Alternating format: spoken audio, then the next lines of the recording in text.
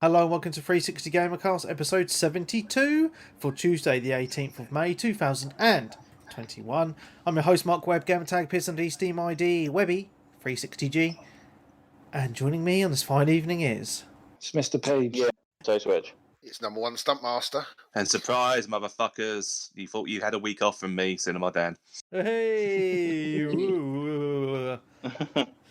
All good, all is good in the hood. It's been a busy week for me. I've been gaming like a trooper. It's been fan-fucking-tastic. You do that every week. Yeah, I know. I've got no time for gaming. Yeah, I know. he does more gaming than I can do. You know, it's just I can't believe how much time he has for gaming. So He's got to prioritise, mate. Exactly. He's got one hand on his mouse for work and the other hand on his joypad for See, I've gaming. got a top tip, right? Top tip. Yeah. You have a gaming room, so then your missus can do what she wants in the evening and watch her TV or whatever. Mm-hmm. If it's during the day, you just give your kids an iPad or an Android tablet or something and just sit them down or keep them quiet for hours and you can play video games, right? It's not rocket science. It's not difficult. Yes, it's probably going to fuck them up in the future. Right but there we go. Yeah. I actually did a little bit of gaming with Marcus today. Actually, we did a little bit of Flight Simulator, and all he wanted to do was crash freaking planes. And it's like I got the hotel. I was like, right, Marcus, I'm going to teach you how to fly this plane. He's like, Daddy, does this shoot the guns? You know, the trigger on the joystick. For that. I was like, no, we're flying planes. He's like, I want to shoot things. I'm like, you're 3 years old. Why do you want to shoot things all the time? And then I wonder why. So we take off from Farnborough Airport, which is just round the corner from my house. He's like, Farnborough's got an airport? Yeah, it has a Farnborough. It used to have a Farnborough show every other year as well. Very, very popular. Yeah, that airport is mega busy. Anyway, yeah, so we're taking off from Farnborough Airport. Like, oh, Marcus, would you like to see our house? Because I've flown over a house a few times on it. He's like, Daddy, crash. And he just grabs the joystick, he's just crashing the planes every time. So I was like, right, I've had enough of this. We're not playing anymore. But yeah, that was quite fun. Teaching him some good habits then. yeah. Well, initially because he was showing some interest in the computer, and I said, Marcus, would you like me to teach you Spreadsheets, how to use the computer? And within a minute, he was like, Daddy, play games. I think I bored him to death within a minute. So he's probably a little bit young for learning computers anyway. But I want to get him learning all the tech as young as possible, just so he's flies through life, But there we go. Anyway, should we get into the news? Mm-hmm. There hasn't been much news this week, so it's not going to take There's a few bits, wasn't there? Yeah, so I'll probably miss some bits, but there we go. I normally do. Brrr.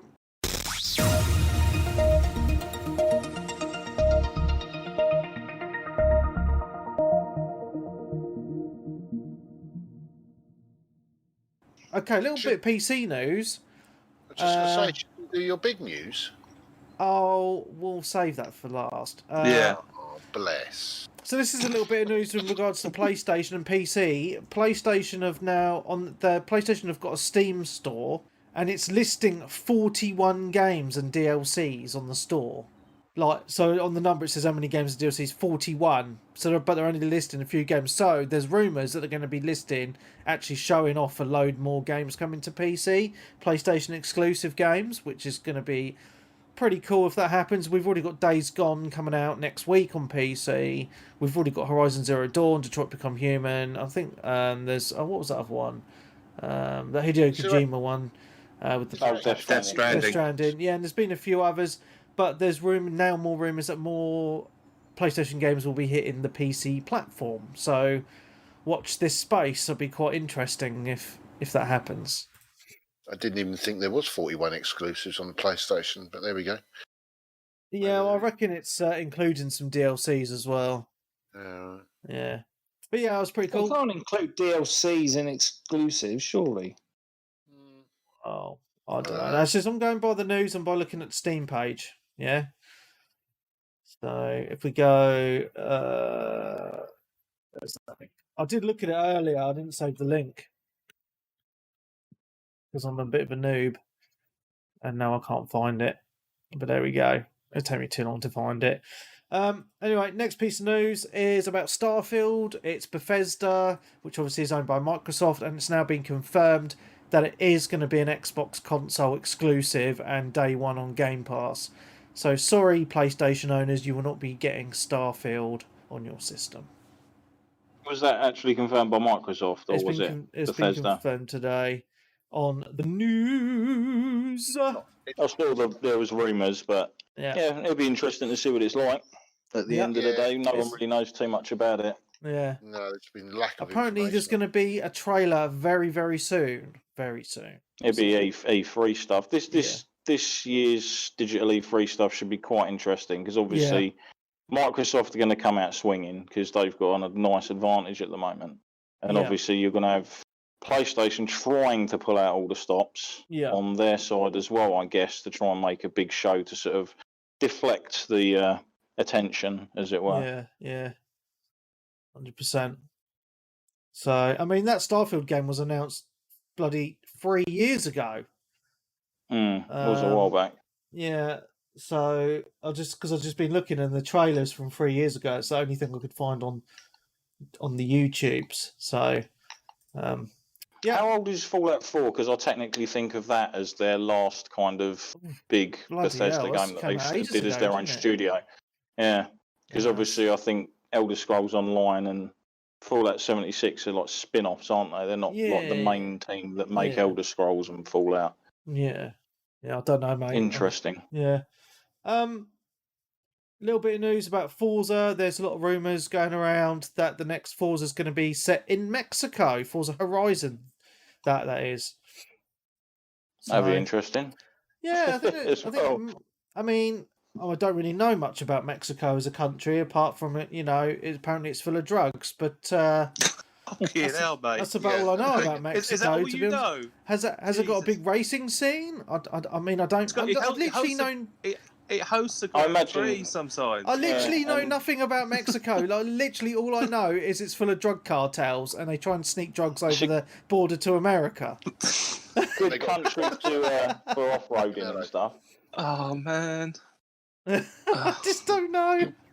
You don't know. I've never been there. That's all I see in the media. Blame the media, Dan. Right, carry on. Blame your friends at the BBC. All right. Yeah, for your ignorance. Carry on. How can you blame them? You don't even watch it, I was told. No, he doesn't have his TV license. I don't anymore. No, I cut that out last year because it's a leftist propaganda machine. But there we go. Oh man, carry on. Right, next. Okay, yes. So it's been leaked. There's a company that makes OLED screens called Display Corp, and they have leaked that they are going to be making the OLED panel for the Switch Pro. Cool. So the Switch Pro is all but pretty much confirmed now, because it actually said Switch Pro in the paperwork that got leaked to that news website I saw earlier. So that's pretty solid, I feel. I think it's definitely been long enough for people to actually think, like, I'll get another Switch. Yeah, it's been 4 years, mate. Like, it's been 4 or 5, By the time it comes out, 5 or so, isn't it? I reckon. So that is a console gen, right? So, and there's every likelihood that the console I trade in will get a fair penny as well. So pretty much, yeah. So we'll see. Yeah. Happy days. Good times. And the last piece of news is that the PlayStation 5 and Xbox Series X and S are now being launched in China. As many of you may or may not know, games consoles have been banned in China for, fuck knows, ages. This isn't good news for us, by the way. This isn't good news for us at all. So if you think about it's good news for China. It's good news for the Chinese people, but you think how many people are in China? That's just a fuck ton. I know a lot of them live on the poverty line, so there probably isn't a huge amount of people. I mean, there is a huge amount of people that can buy it, but not as many as we think. But Darren's right, it is not good news for Westerners, because it's like the Disney effect, right? They censor their movies and TV shows to suit the Chinese narrative, and I feel that might happen in video games as well. They've already tried to do it, haven't they, with a few titles like Rainbow Six Siege, I believe, was one that was like censored for China because they didn't want to make different versions of the game for different territories. Yeah. So they kind of started like micro censoring stuff out of levels and cutting and doing away with certain imagery. So yeah, it's not good if they decide to go down that route and you end up with things like, oh well, we wanted to make one version for everyone, and it's like you're killing off creativity there and stuff. Yeah, but it's, in my opinion. I mean, it's weird because do you remember back in the day, like PS1, maybe even before then, there'd be different versions. There'd be the same games, but the versions would be different in, say, Japan and America, or even America and Europe. You know, there'd be slight variations in those games. So, like back in the day, you used to get games that were completely changed for different markets. Yeah. So in Japan, on the Mega Drive, you had a game called Magical Flying Hat Turbo Adventure, which they rebranded for the West as Decap Attack, and completely changed the look and stuff of the game, but it plays exactly the same, and the levels are all copied, just completely different graphics and aesthetic. I finished Decap Attack. It was very good. I don't even know about it till now. Okay. So yeah, we'll see what happens in the future. I mean, it's going to be interesting. I mean, I think we're going to see a lot more free-to-play games now. I mean, you look at Ubisoft with their news that they come out with this week saying that they're now going to be making a lot more free-to-play games from their big brands. So the first one that's coming out is a new Division game. And that's going to be free-to-play. Be interesting to see how that plays out. I've heard today, actually, it's supposed to be... What's it called? Pretty much like that survival mode that they added to the original Division, where everyone's like thrown in. There's like basically like a battle royale kind of thing, but in Division. Oh, Division Heartland, it's called, isn't it? Yeah, that's what rumour I heard today. Anyway, it was going to be akin to that sort of mode from that original. Oh, okay. Yeah. So I mean, yeah, I think it's going to be interesting anyway to see what happens in the future. That's all my news. Well, you had the Final Fantasy Fan Fest this weekend. Yeah, I didn't watch it at all. You probably did. I imagine you may have stayed up for it, knowing how hardcore you are. No, I just went to bed, like grabbed 2 or 3 hours sleep, and then ripped myself out of bed at like 1:45 in the morning. And then went back to bed at about 5 or 6 o'clock. So they had a new trailer, didn't they, for Final Fantasy 14? Endwalker is the new expansion. The trailer's really long. It's 6 minutes long. Me and the missus actually sat and watched it on the TV and made a little bit of a thing of it, watching that trailer. Yeah, I think. I mean, you probably obviously know a lot more because you watched the FanFest, but you know this expansion's been a long time coming. I believe it was actually delayed because of COVID, but the game themselves, they've done well with the latest patches with the storyline. I've not actually finished the latest patch, actually. I need to get back on it, but I'm hugely excited for Endwalker. It looks like it's wrapping up this kind of main story and bringing back a lot of characters from other expansions, like the dragons, etc., which is pretty cool, to be honest. I see. They're going to basically be winding this up in the story by the end of the expansion itself, not even into the patches. Like the patches are going to take it all off in a different direction. Yeah. They talked a little bit about the new class Reaper, which has a scythe, and you sort of go around with like a sort of spirit thing with you that you can channel into yourself to do attacks and things. Shares gear set with like Dragoon. I saw people going mental because there's a new bunny class, isn't there? They actually get the male bunny people now. Yeah, that's it. Yeah. Well, basically what it was is there's a lore reason why there aren't the male versions of that race. Right. There's an actual lore reason, but people like moaned and complained, and in the end they kind of did it. So it's good that they're obviously coming, and then obviously the female Hrothgar as well. But it was kind of unique to just actually have a race that is just one kind. Yeah. Because yes, there are male versions of that, but they're so scarce and people like rarely see them about. Right. Okay. Sort of a thing. So it's like they'd only appear during a certain season for mating or whatever, and then bugger off again, kind of a thing. Fair A bit enough. like the Ents from Lord of the Rings to a degree. You know what I mean? The Ent wives all just disappeared. Okay. So no one heard from them for a while. So yeah, I suppose it's them giving in, but more. So like the for Smurfs everyone. then. How do you mean the Smurfs? There's only one female Smurf. Oh right, yeah, true. Yeah, I suppose. Oh dear. Yeah. Yeah. So I mean, I'm Yeah, excited maybe. for this. I mean, obviously, I'm very on and off with Final Fantasy 14, just depending on my moods. Obviously, Darren, you're on it an awful lot. But with Final Fantasy 14, I feel they do so a good job with the storytelling, especially from an MMO perspective, because traditionally MMOs don't usually have very good stories, but this feels more like a single player storyline game, if that makes sense. With just Yeah, you like might play we've said dungeons. about it before. Yeah. Yeah, but they always do such a good job. And when I watched this trailer, I was just like, yeah, like they seem to be bang on again. And yeah, I'm really excited for this.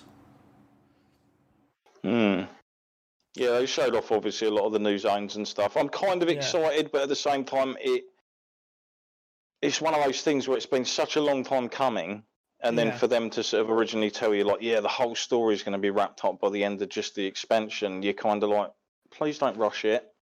Like, I hope it's done in a decent way, if that makes any sense. Because I know a lot of adaptations for things, they kind of get near the end and then they kind of feel like they rush it. Yeah, I know. Yeah, I know what you mean. And when I was watching this trailer, I picked out the new zones, and I was really excited because I got the new shape of the aetherites in these zones. So they look and feel completely different. It looks very interesting, and I like how all the main characters are kind of in the trailer in different areas doing their own thing as part of the story. I just thought it was pretty cool.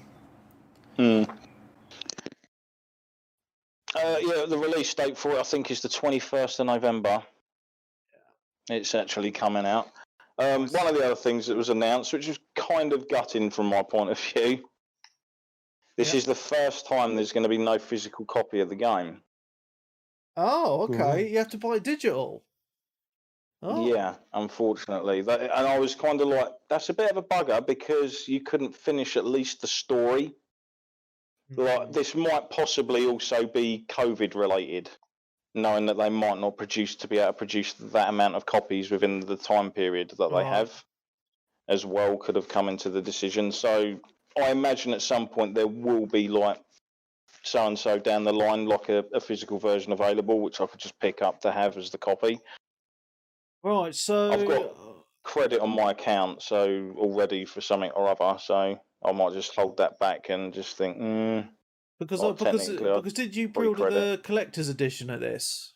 Well, I did the classic because they've brought out a collector's edition, but it's literally called a collector's box because you don't get a game. So it's just basically what you would have had with the collector's edition. You get a yeah, it's basically a tap box. It's the themed tap box for the expansion, but it's basically mirrors everything else that they've had in the previous kind of ones, but without the game.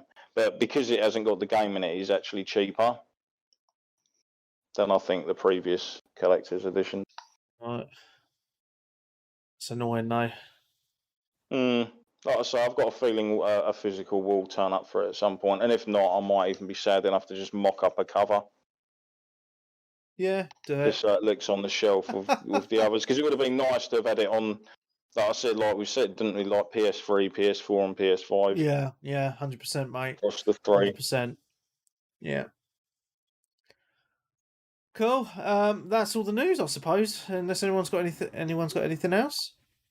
Well, I was just going to mention about Resident Evil selling 3 million copies in its first week. That's pretty good, mate. That is. Yeah. Yeah, that is good. Resident Evil 7 sold 2.5 in its first week, so it surpassed that. So, yeah, it's good to see I've got a people feeling buy it the must be games. shifting more as well because word of mouth, I think, has been pretty positive. Oh, on it. yeah. Yeah. Not for everyone, mind. There are still people who aren't particularly fans of it or just don't like it because it's in the first person.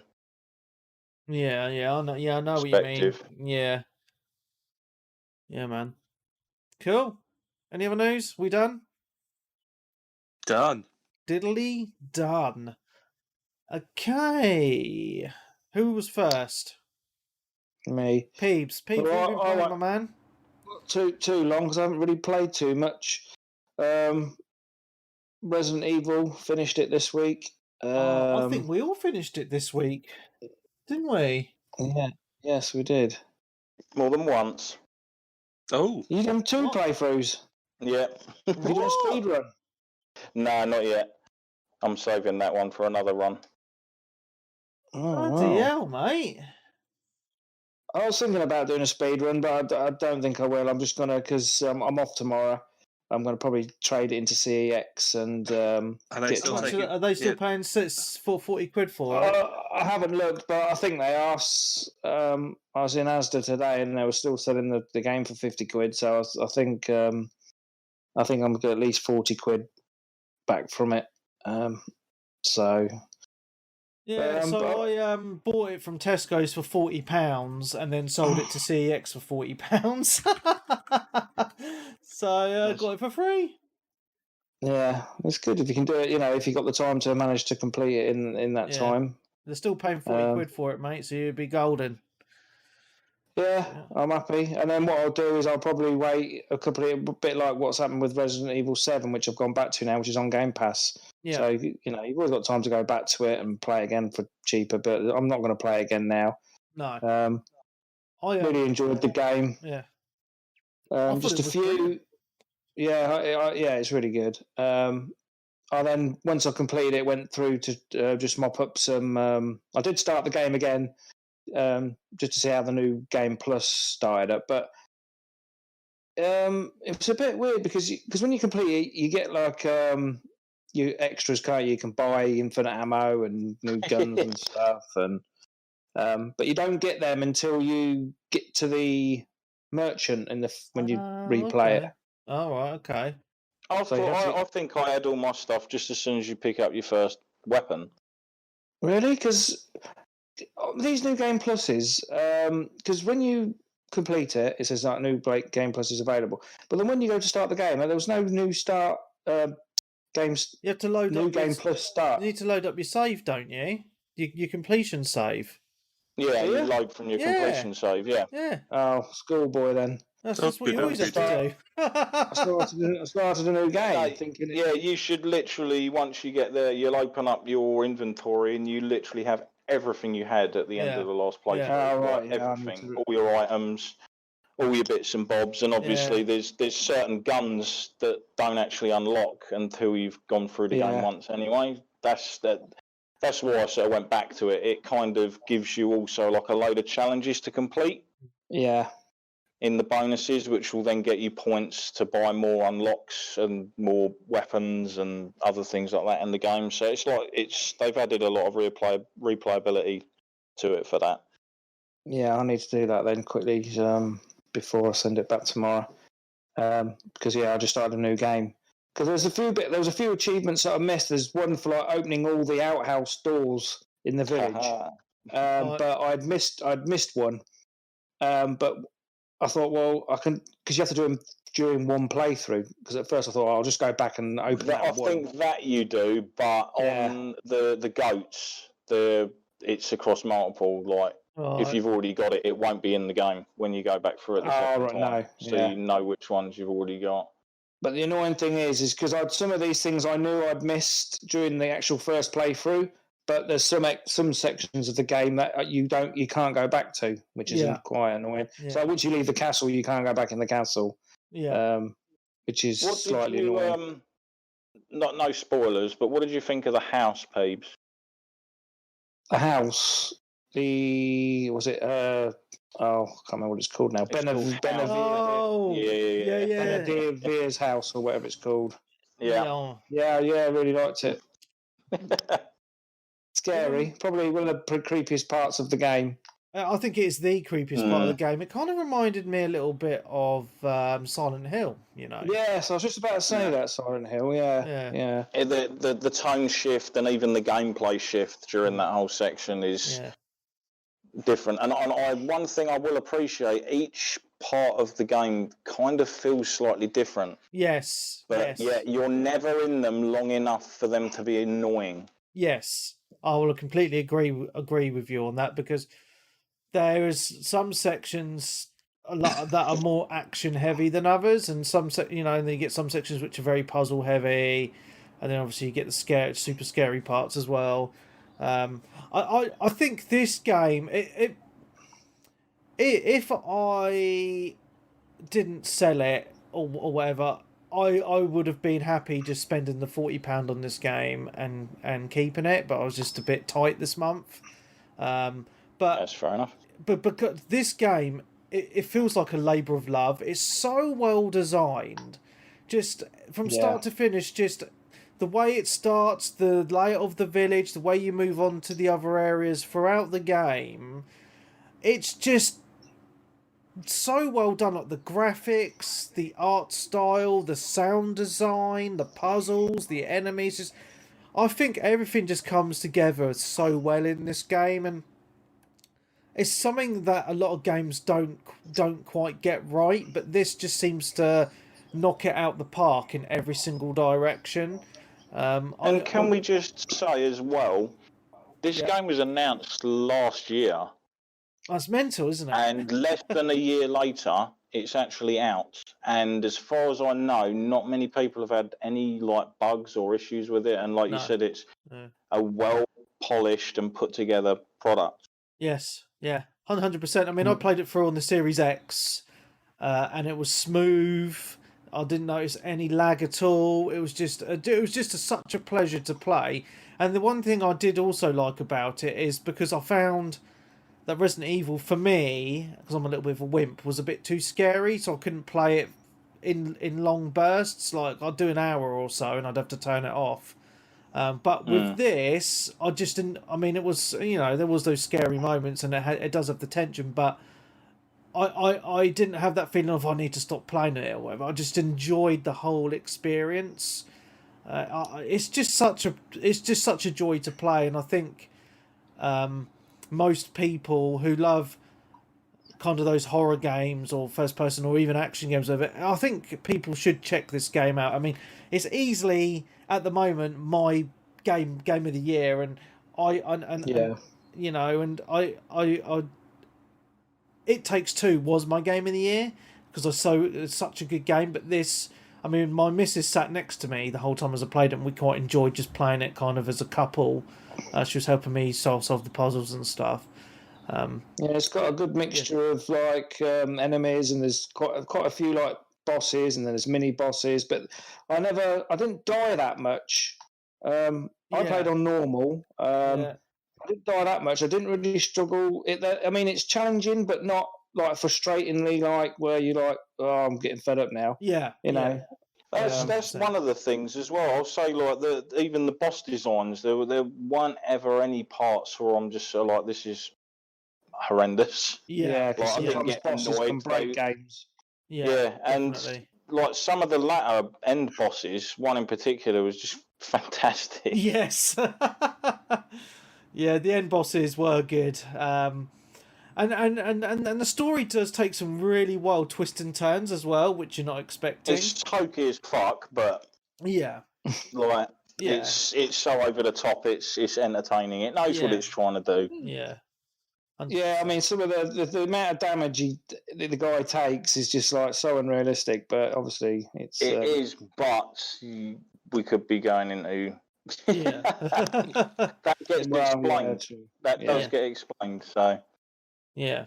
It'd be interesting to see where they take the story from here, because this kind of ramped it right up. So I'm hoping they kind of maybe relax it a bit. I don't want them to go like full Michael Bay with the next one. I don't want it to be like a Resi 6 again. Like, it's nice the way this one was paced and everything. Yeah, was just felt sort of perfect. So if you've not played it, check it out. It's cool, fucking brilliant. I will play it. I'll just wait for all those cheap copies and CX to come down in price. You'll be waiting a while, mate. They overprice all their crap. You look how much they're selling. You know, PlayStation 5, 780 quid they're selling them for, you know. Well, we'll see. We'll see. As I said, they've got a tsunami of stock coming in now. Yeah. So we'll see how quickly they get through that. Yeah. Or, base.com might might come through. Yeah. Never know, mate. Cool, man. Cool. The only other game I've played which I just started yesterday or the day before, is Hellblade. Yes, we had a little chat about this in our WhatsApp group, didn't we? Yeah, because it's been on Game Pass for quite a while, and I've heard through various forums and websites that it's supposed to be a bit of a cult classic. It's an underrated game. So I thought, well, yeah, I'll try it then. And first impressions is it looks really nice.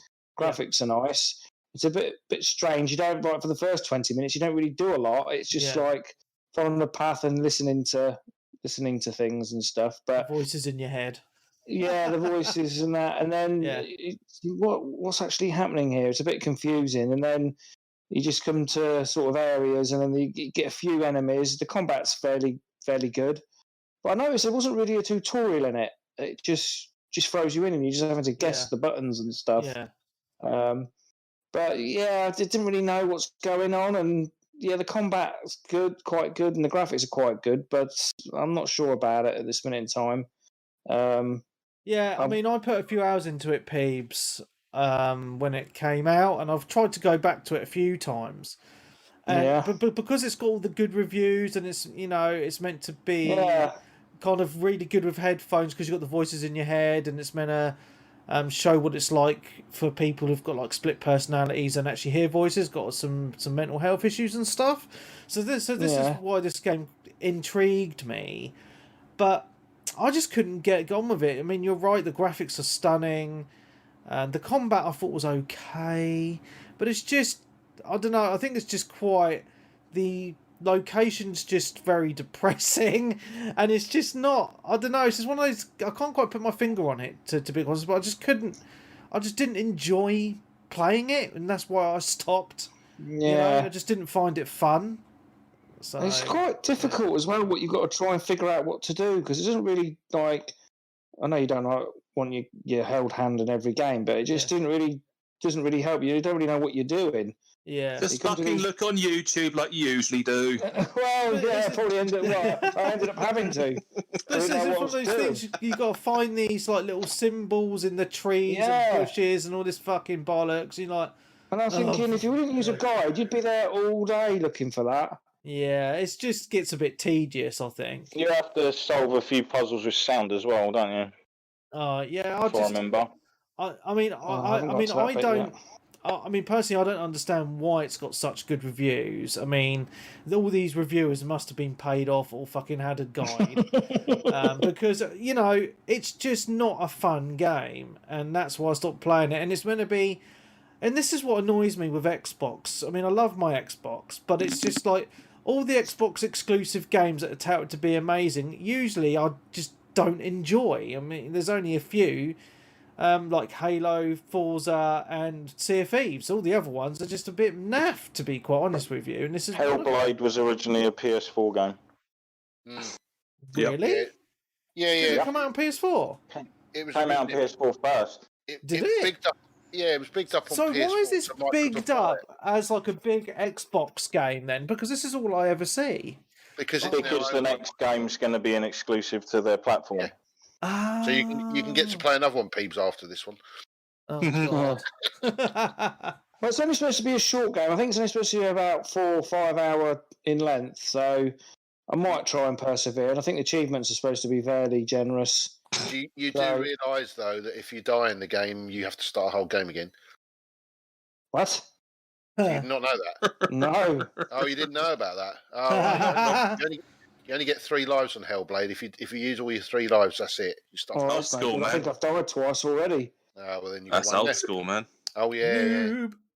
yeah. Well, it's not very clever. It's not very clear at telling you these things. I think not it's only 3 times in the same area or Is something it the same like that. area or something? I'm Yeah, not sure. it's not okay. as bad as you think it is. I know there is the death system on it though. I know You that. better get going on that guide. Keep it close to you.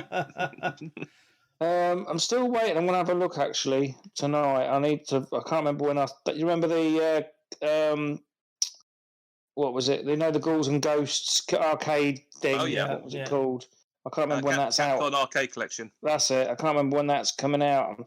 I think it might be the end of the month. Okay, man.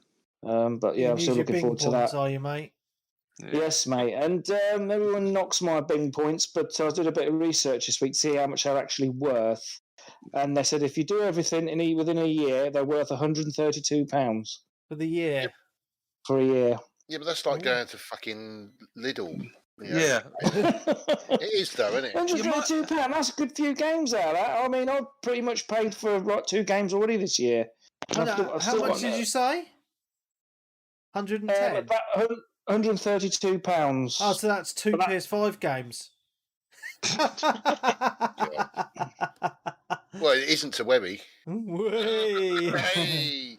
No, that's actually quite good. Actually, I have to admit I've started doing the Bing points now because I felt a bit left out.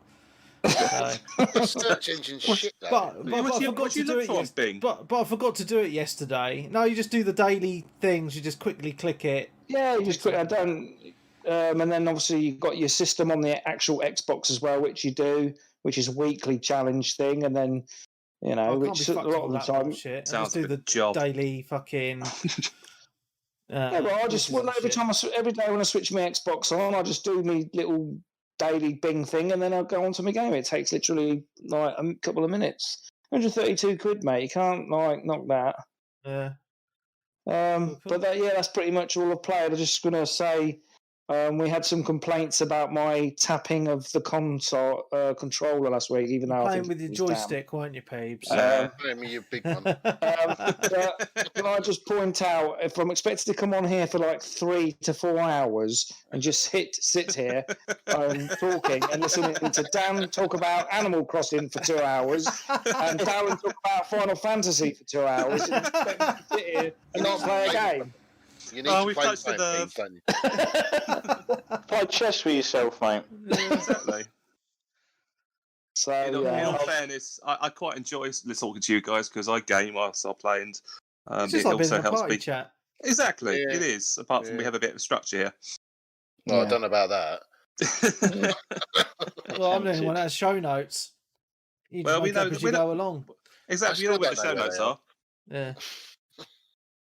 Anyway, I've got a very quiet joypad. I'll have you know. Oh, it's very nice. it's peeved and he's elite controller, whatever you call it. Oh no, it's meant to be the best of the best, and it's fucking noisy as anything. Yeah, but it's got a real bad, real hard vibration on it. Oh, but you like that, don't you? Hey! Turn it down. Stick it on the missus. Oh, fucking hell, Dad. You had to lower the tone. But is that all you've played, Peeps? Anything that's else? pretty much it. Obviously, I'm going to trade my Resi in tomorrow, and then I'm going to pick up Valhalla. Nice. It's just got some DLC tomorrow. this week as well, which is very good. They go to Ireland and something to do with the druids and stuff, so that looks quite cool, quite interesting. So yeah, I'm going to pick that up. That'll be my next main game. Nice. And that's it, really. Cool. Who was next? Me. That was me. Oh, it was Darren. Yeah. Go on then, Darren. So I suppose I could sideline into AC Valhalla, but unfortunately I haven't played the Druids DLC, although I can access it. Have you got the game of the? Have you got the DLCs already prepaid? It was the gold edition or whatever that I'd got. So I don't know how much. £20. Do you know how much they go? What, it's 20 quid 20 for just quid, the DLC? 20 quid. That's no, just for that DLC. I don't know all of it. Bloody hell. I think it's supposed to be reasonably big. Yeah. That's what she said. Woohoo! I don't know why you're bothered about the DLC. It's going to take you about 100 hours to finish What's the main. the Well, yeah. what's the new? Is it called the Druids DLC? The Druids, yes. Mm. Okay. I mean, it's nice that I'm allowed to access it, as far as I know, even though I haven't finished the main game. So Is it still does buggy? look like this is the side area you can go off to. I haven't really run into any bugs, really, apart from the pissed bug, where you were constantly drunk whenever you loaded in. That yeah, I got used to rid do of. that. But now Yeah, I I've got the constant bug of, like, so-and-so items have been added to your inventory whenever you do anything. It's only because Notification comes up.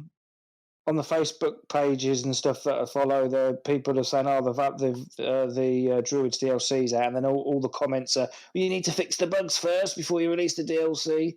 So it's obviously still plaguing the game by the looks of Yes, it. some people have had some like game breaking bugs that's like completely blocked progression to the main story. Yeah. I don't have any issues. No, I mean these obviously just do affect like a very small amount of people, but they are known. Like it's not like the devs haven't said that they don't know they exist. They always have a sort of like patch update thing, tells everyone about what they're working on. But yeah, massive game though. It's going to have some bugs. Bloody hell. Yeah, I mean that game is fucking huge. That DLC looks really interesting. Actually, I might have to resubscribe to Uplay Plus for a month and bang it out. oh yeah, if you get all that. Yeah. Yeah, man, good times. That yeah, obviously RE7, sorry 8. Yep. Like talked about that, hammered through it twice, enjoying it. Probably going to start a third playthrough this week. Really? Yeah. Well, there's the price of upgrading your weapons just becomes mental. Like the last few sort of purchases for those guns, and to unlock that gun with the option for infinite ammunition, you need to fully max out its stats and own all the attachments. Yeah. Okay. So I'm going to plan to max out a few weapons and then try and tackle it at its like hardest difficulty or something. See how I get on with some infinite ammo, beastly weapons or something. But we shall see. See what it's like. Cool. But yeah, also might try the Druids, start it up and see what that's like this week as well. Because I've got a nice few days off work. Fingers crossed. Apart from that, nothing else. Really, Fortnite, Final Fantasy. Still looking forward to that sort of weird Biomutant game in a week or so. Oh yeah, that's out. Yeah. What's this? There's a new game called One we Biomutant mentioned last week. Yeah. You're too busy playing games, Pete. Yeah, I don't remember. I remember you saying something about it, but I haven't seen anything of it. I don't it know. Might be something that your Intriguing daughter would name. like, Stunty. Oh, she ain't getting it. Oh, right. I was just saying, it's pay like for it. Sod that. Well, it's it'll probably be £50 and then have at least another £50 of DLC. Oh, I'm sure it's THQ Nordic publishing it. Oh, well, the reason I thought it was EA is because I was looking on the EA store on my PC this week, and it's on there. Right. And Maybe they've got publishing rights for the EA Play stuff, isn't it? I did see some of it. It did look all right, I must admit. But I don't. I mean, my daughter's she'll probably enjoy it, but she's too busy shooting people in the face at the moment with Apex again. It just looks different, and I do like after playing something like Resi through quite a bit. It'd be nice to change the tone. Oh, it is on Steam as well. Yeah, £55 on Steam. Bloody hell! Is that the? I don't know. Touch Me in the Night edition or something. That's the standard edition. Webby, you need a new hobby, mate. Exactly. Yeah, you're getting a right tight gear. One that's doesn't cost you much money. Exactly. Cards playing. As I say, it was only that I think I ordered mine on off base. Train Spotting. I got mine off base for about 37 quid. Okay, it's £35 on CD keys. There you go. That's more of a reasonable price. Or like I said, on base, I think it was 37.80 or something. I paid for it. So you say hello. on tight. Yeah. When do you guys ever spend 55 quid or more on a video game? I just spent When I 50 import on the Resident Japanese. Evil. I spent 50 quid in Switch games, and I've got Monster Hunter Stories 2 on pre-order for 55 quid. I paid £40 for Resident Evil, peeps. You know that. So I think I'll 40 pay you quid. that sort of money for Japanese imports that aren't coming out here. Yeah. There's one due out same week as Biomutant, actually, Idolmaster. Are you getting done Scarlet for Season. tax on now? Or is it? Well, you get hit worse. I mean, it was annoying because before you could sort of prepay all the tax up front, but now I think if you order from them, you are going to get that filthy fucking letter through the door. Shite, innit? We've got your package up the road. We're going to charge you an extra 30 quid. Now get your lazy ass out of bed all the way up here and pick it up and give us the money and we'll unlock it out of its cell and give it to you. Fucking bollocks, innit? Don't forget It's that. like- Don't forget, Yeah. you get the. We've got the booking fee as well to fuck you over with. Oh no, that's it. Like you look on the actual price breakdown. Half the time, it's like you only pay about 6 or 7 quid Yeah, I know. for the VAT. Yeah. The rest all of it fucking is like we opened your package and we resealed it, and you're like, and that cost 15 fucking quid. They're cunts, aren't they? I know. Well, I tell you what, I'll pay you that money if you literally get on a float and bring it down my house in a procession and deliver it to my door like I ordered.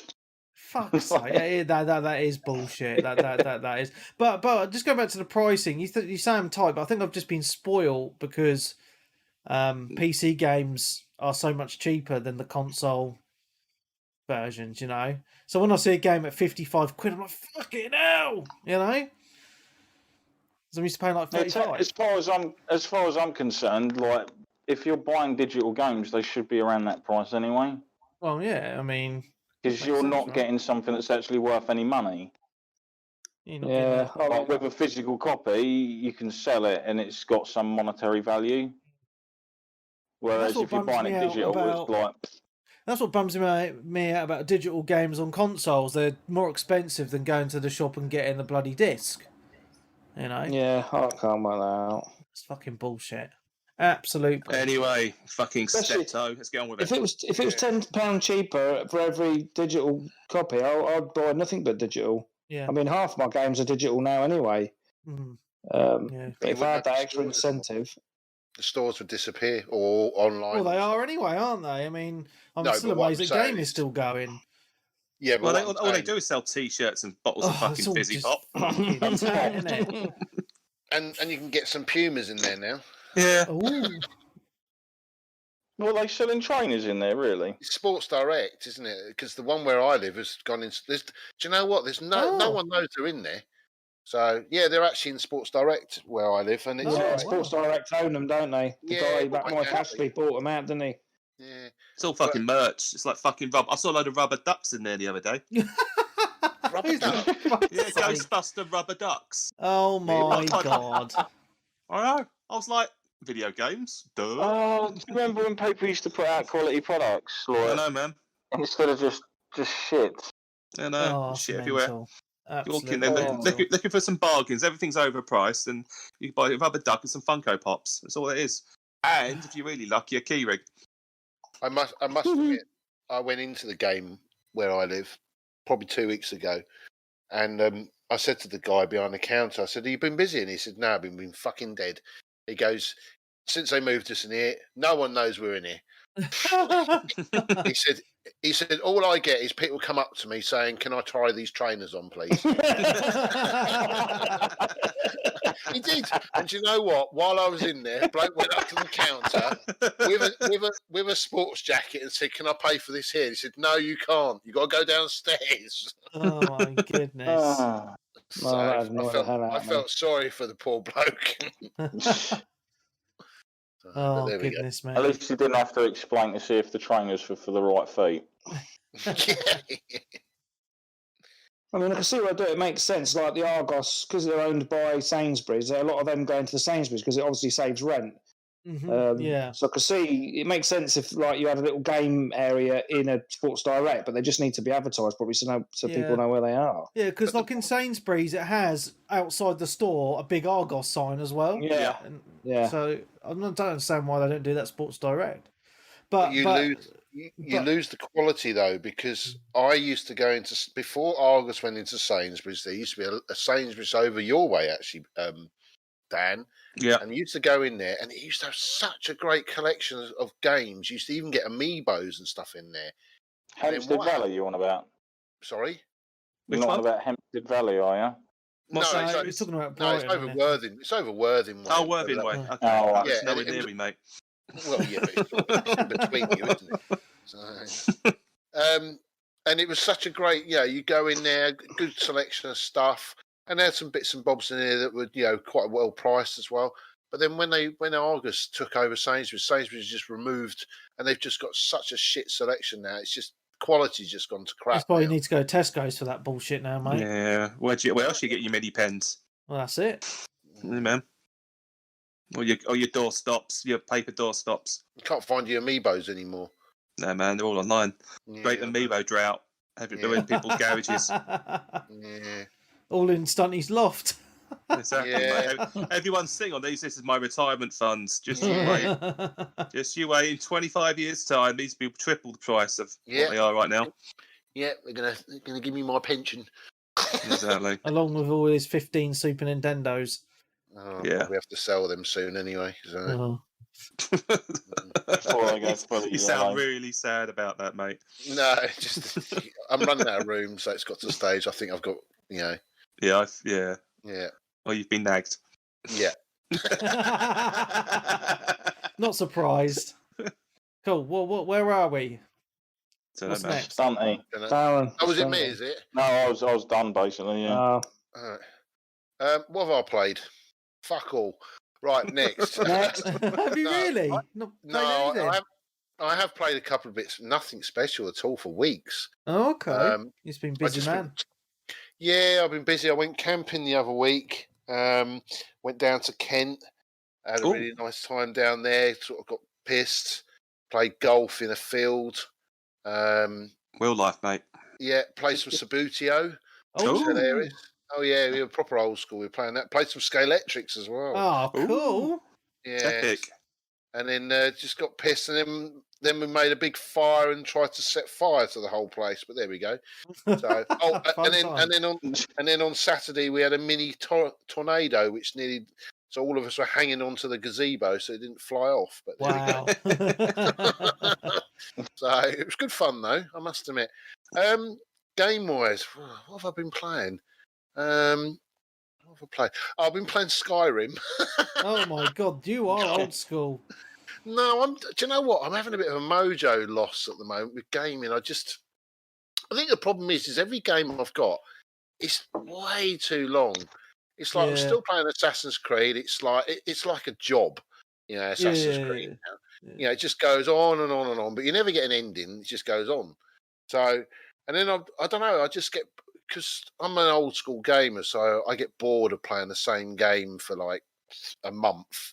So I have to flit about between different games. But even then, I can't get anything that's grabbing my attention.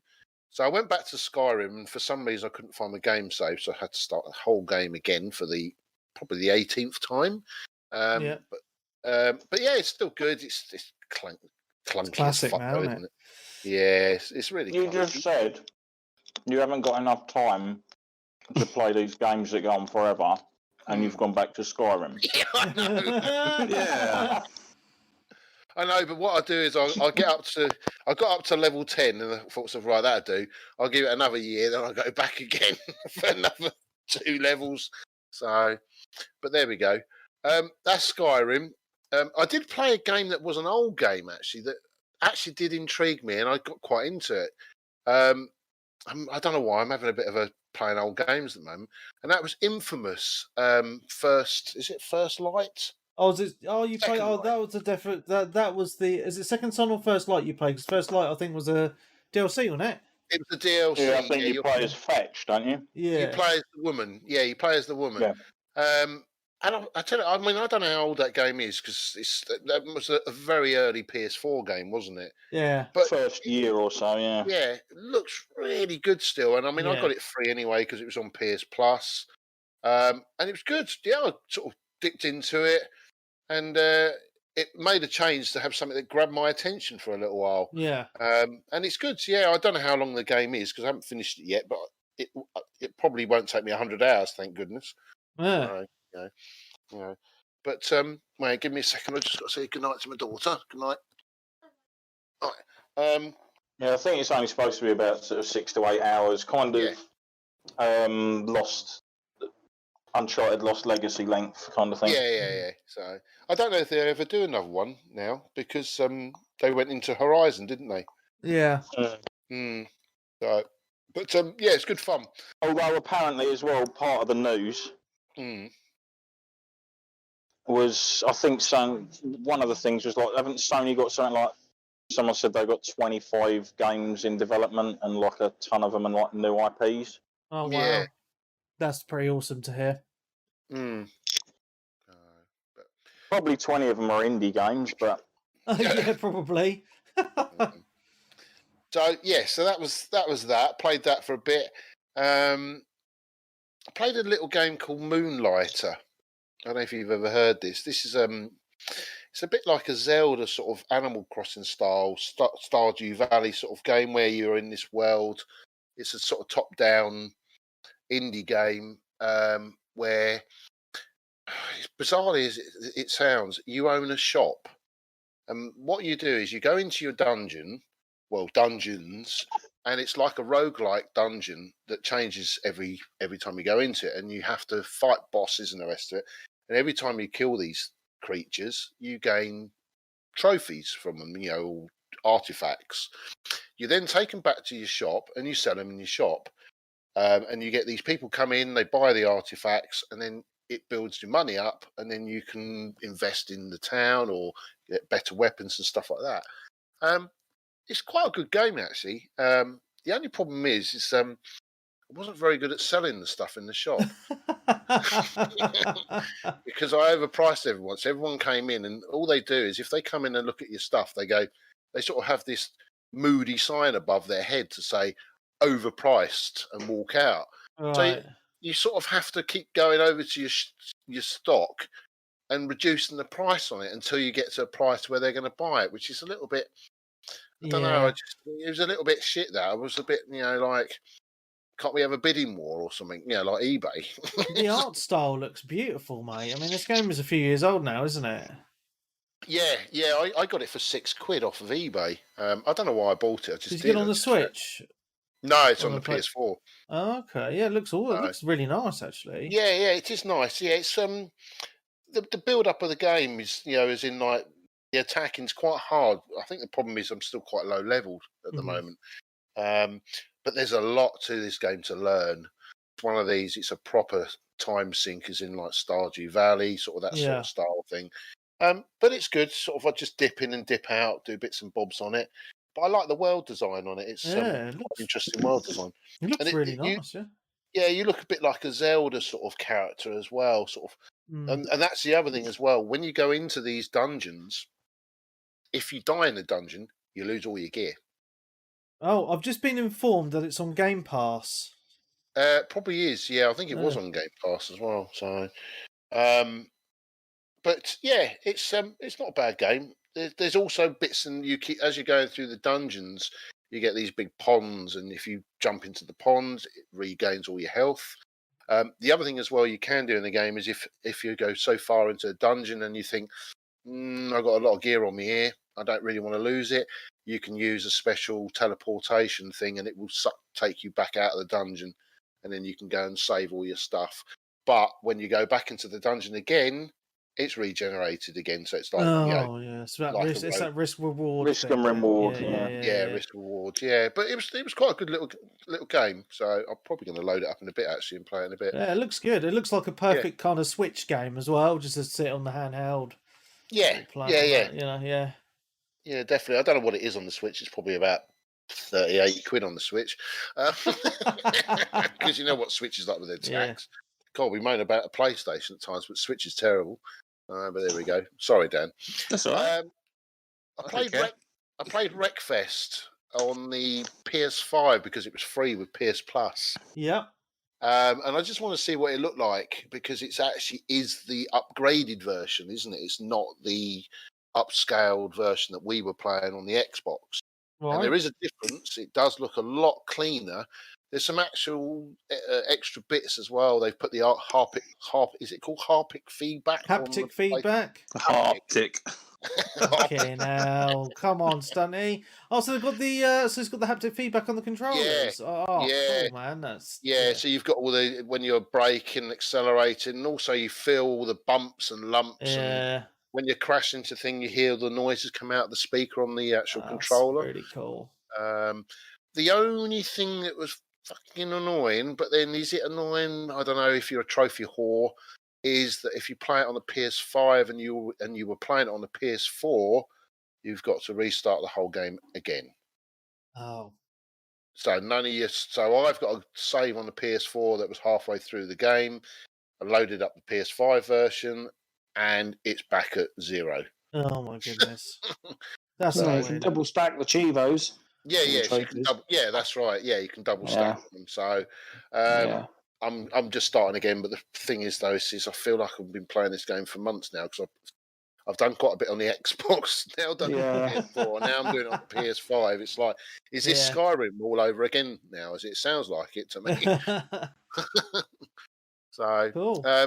But yeah, no, it's quite good. I haven't done it in the online yet. I need to get online and see what that's like anyway, see what the noobs are like on the PlayStation compared to the Xbox ones, which weren't noobs, I must admit. Well, I've been hovering over whether to delete it or not, but obviously because we had quite a few gamer nights on it, I've left it on the hard drive in case we go back to it. Yeah, we need to do another game, and I've just been playing Sea of Thieves every fucking Friday night. Well, every night recently, including Friday night. So, I need to organise another gamer night again. Perhaps this week coming we can do Wreckfest if you want. Yeah, can do. Yeah. Cool. Set it up then. Let's do it. Yeah. And my last game I played is an old. I pulled out an N64. How old school is this? Random. And yeah, really random. Well, I got an N64 I needed to sell, so I've got fucking loads of them everywhere. And I just seem to think, well, I need to shift some of these bad boys. And I looked on eBay, and they're actually going for really good money at the moment. Really? Yeah, they go for £50 just for the console. Oh, Nice. right. Yeah. So I've got loads here. I picked up one the other week for £5, so I thought, I'll get that on. So what I'd done, and it came with a copy of Quake. I never played Quake. I played Doom, which is very similar to Quake. So I fired it up and had a quick go of it. And oh man, it's hard work playing with that controller, isn't it? Mm-hmm. Yeah. So I went on eBay, and I knew about these for a while back, that there's a controller that you can play which actually looks like a GameCube controller. It's called the Retro Byte. So I ended up picking one of these up, and it cost £15 posted from Amazon. And it's here in my hand at the moment. And it's pretty much like a GameCube controller. 2 Evans and a 5. What's that? I'm sorry, am I fucking not muted?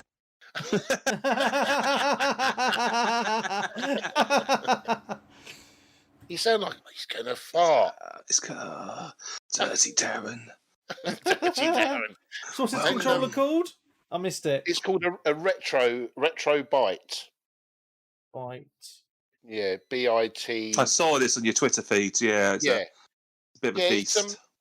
No, it's not. You say it's a beast. It's tiny. It's probably. It looks like a beast. No, it's not. It's smaller than the GameCube. Yeah. Yeah, it's definitely smaller than the GameCube. And the thing that I loved about it was that on the original N64 you used to have the button right in the middle. That was your trigger button. Well, they've now put it on your L1 or L2. So it's perfect. So you're playing Quake, so you can move around, and you're just using your left or right fingers to use for the shooting mechanic. Whereas before you were using your thumb in the middle. You were trying to use the trigger as well. And it's good. Is it this that's on the picture? You haven't put it up yet. It's on the delay on Twitch. Yeah, that's it. Yeah, that's it. Yeah, it looks. I mean, it doesn't. You can't really tell there from the picture. There's two versions. There's that one. There's another one called the Blazer 64. I think that's a little bit wider. But it's mad that there's now controllers for the N64 that actually work that aren't made by, you know, Nintendo, Yeah. and they actually work well. You know, there's no. The other thing as well with the N64 controllers, they always have about a yard of play on them. You know, because the thumbsticks go loose. But this is nice and tight. It's still on the lead. I have been told there is one they do which is wireless. Well, there used to be the Wavebird, didn't there, years ago? Well, that was on the GameCube. Oh, it was the GameCube, wasn't it? Oh, for fuck's sake, I can't keep up with this. My memory's all fucked to fuck. Yeah, I've got one of them. They're good money. They are. I must admit, you know, Wavebirds. And it also on this retro bike, you can actually plug your rumble sticks, you know, rumble packs. Ooh. Oh, that's cool. Yeah. So, and I must admit, playing the N64, it just changed the whole console for me because I never played the N64 apart from the Star Wars games, which were really good, because the controller was just dog shit. But now with this thing here, I probably will play it a bit more. So not the one I've just tested because that's sold. It's gone now. So, but yeah, good little thing to pick up. Oh, I just dropped it on the floor. Oh well. There you go. Oh, you've just broken it. Oh well. Yay. Yeah. Oh well. And that's it. That's me done. Cool. Who was next? I think it was me. Cinnamon Dan. I haven't played that much as everyone else. The main things this week in Animal Crossing, I had a dragon move into the village. Yeah, and I bought some new floor lights. Monster Hunter Rise, I've hit past rank 40 now, and it's unlocked up to rank 999 cap. What? So I guess I am in the game of hunting the biggest, baddest, nastiest monsters at the moment, and then obviously getting the higher rank armor and ranking that up. So that's the goal at the moment. And then getting on some ranged weaponry. That's what I'm going to be working on, I think. And then I think there's the end game kind of like release of content at the end of this month, which will finish off the story in inverted commas to some degree. So we'll see how that goes. But yeah, it's good. It's good. Still having fun with that. And lastly, really, this well, not really. Lastly, as a retro games I picked up. I've been playing some of the original Guilty Gear this morning. Oh, wow. Picked it up for about £2.50, £2.60 on the Nintendo eShop. Oh wow! Bargain. It's absolutely beautiful. It's a classic. It is obviously the first one in the series. It really, really took me by surprise how beautiful it looks and played. Wow. So when's the next one out? In about 2.5 weeks, 3 weeks. Cool. Like that. Cool. I'll keep my eye out for that. It's good. And the other thing, really, they had another bargain. It had the Namco Museum Archives 1 and 2 on sale for was it less than half a pint, price of a half a pint. So I picked up Volume 2, which I didn't have. So I've only really played 2 games on that. Well, 3 games. So I played a bit of Galaga. I played some of Pac-Lands, which isn't that good. Remember, all these are the NES versions of the games and not the original arcade version. So they're not great, although the Galaga conversion is pretty decent. But the one that really I put my most time into is Dig Dug 2, which I've never played before. Oh, right.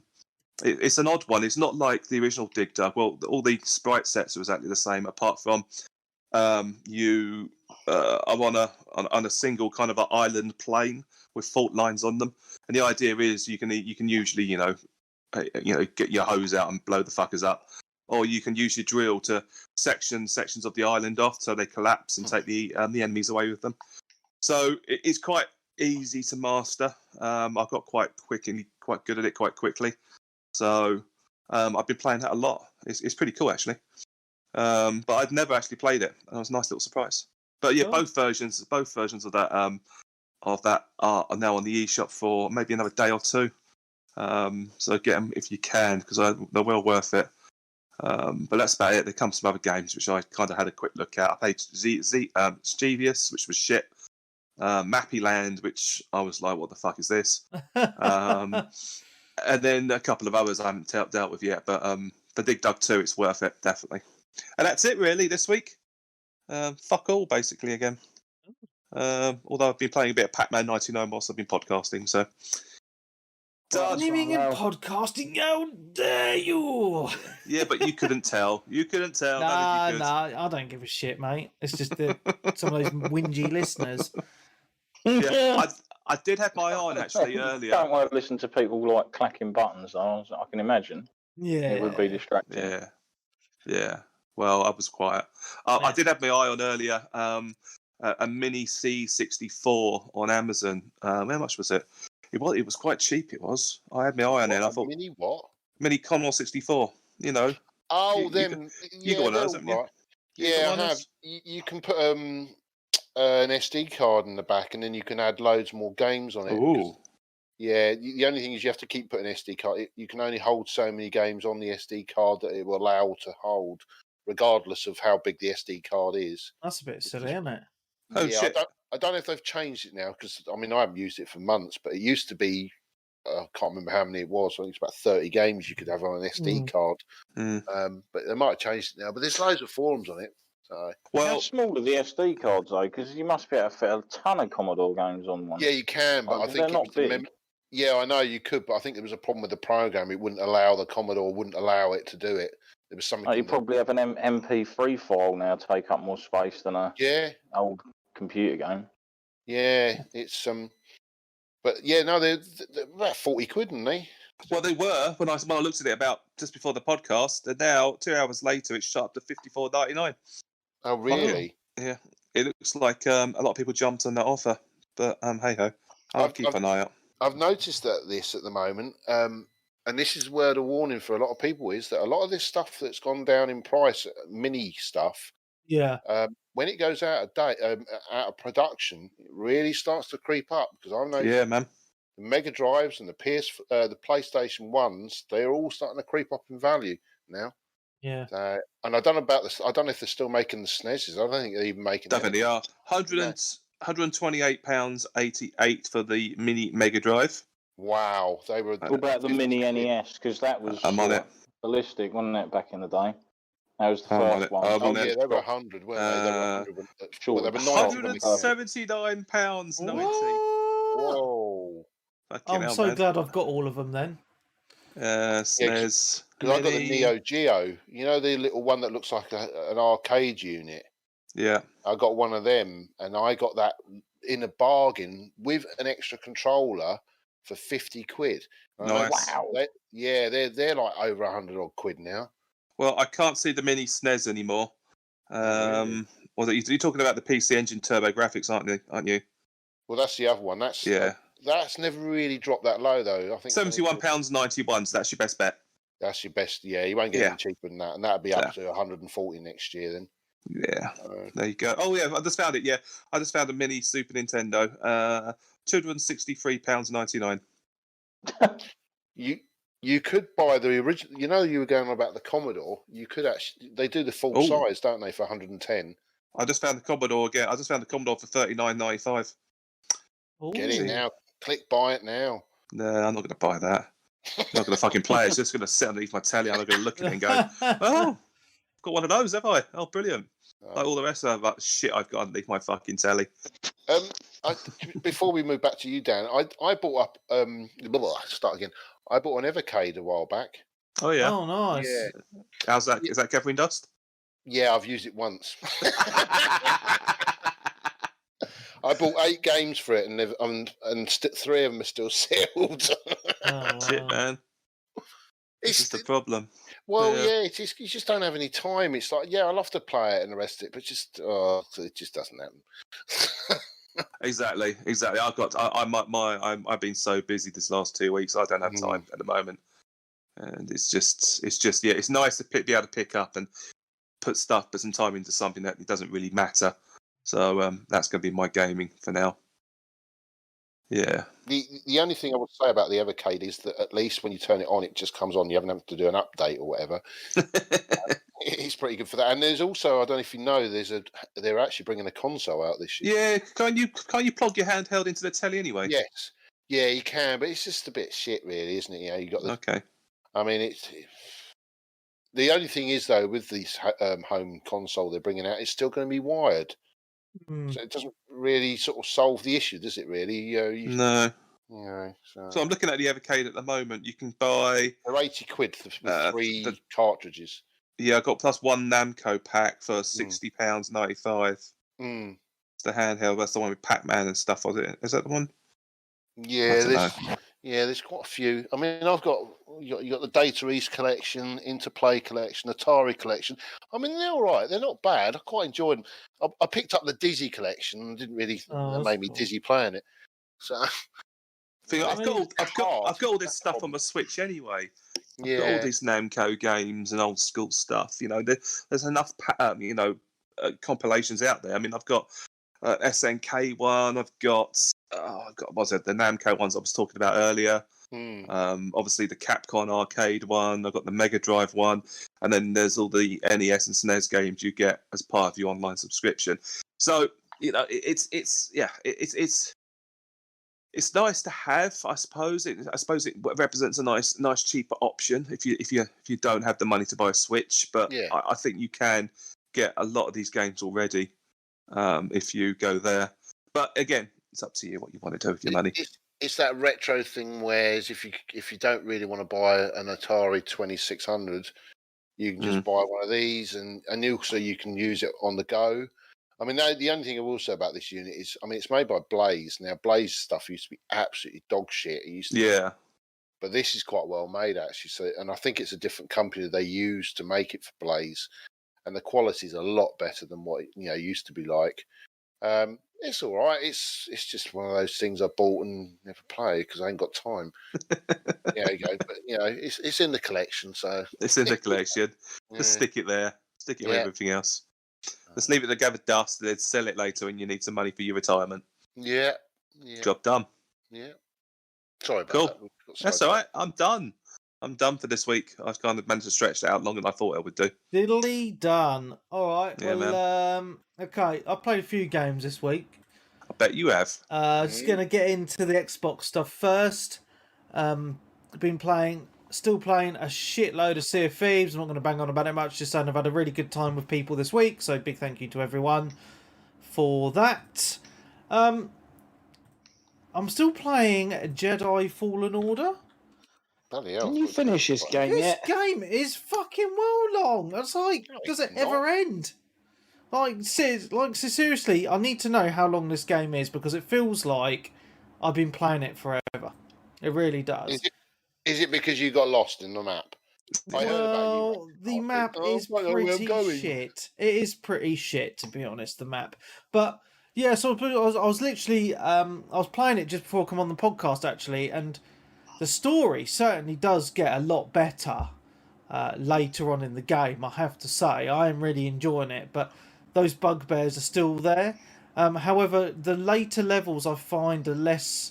They seem to be a little bit less confusing than the earlier ones. Yeah. Which is good. But it's still a pain in the arse having to fucking backtrack across a whole level to get to your frickin' ship. But I say the later levels seem to be designed a little bit better so you can get back to your ship with a little bit more ease, which is nice. But yeah, the whole story, I mean, it feels like an actual, like you're playing through a Star Wars movie, if that makes sense, just the way that they've done the story, if that makes sense. I'm starting to understand kind of where it's placed within the movies. I mean, I haven't watched the movies for a long time, but I can kind of... it's kind of set where, all the Padawan... Well, all the Jedis get fucking killed off, and then... spoilers. Order 66. Straight That's after what I'm trying to look for. Yes. Yeah, straight after Revenge. That's not really a spoiler. No. It's set after Revenge of the Sith, which is technically the third film in the series. Yeah. So I'm really enjoying it still. Yeah. It just seems like it's a long game. It was about 25, 30 hours. I think it took. Oh, that's a long time. That's a long game. Well, you finish it, doesn't he? Yeah, I did finish it. Yeah. Yes, I did. Yeah, I do finish some games. I finish games if they're good, and I did really enjoy it. I don't know if there's going to be a sequel. It's not a spoiler, but I think there could be. Okay. Actually, no, because EA hasn't got the license anymore, have they? Well, they sort of, I think. Have they sort of? I don't know how it works. I hope they I've got a do. clue. That's what I'm going to say. Yeah.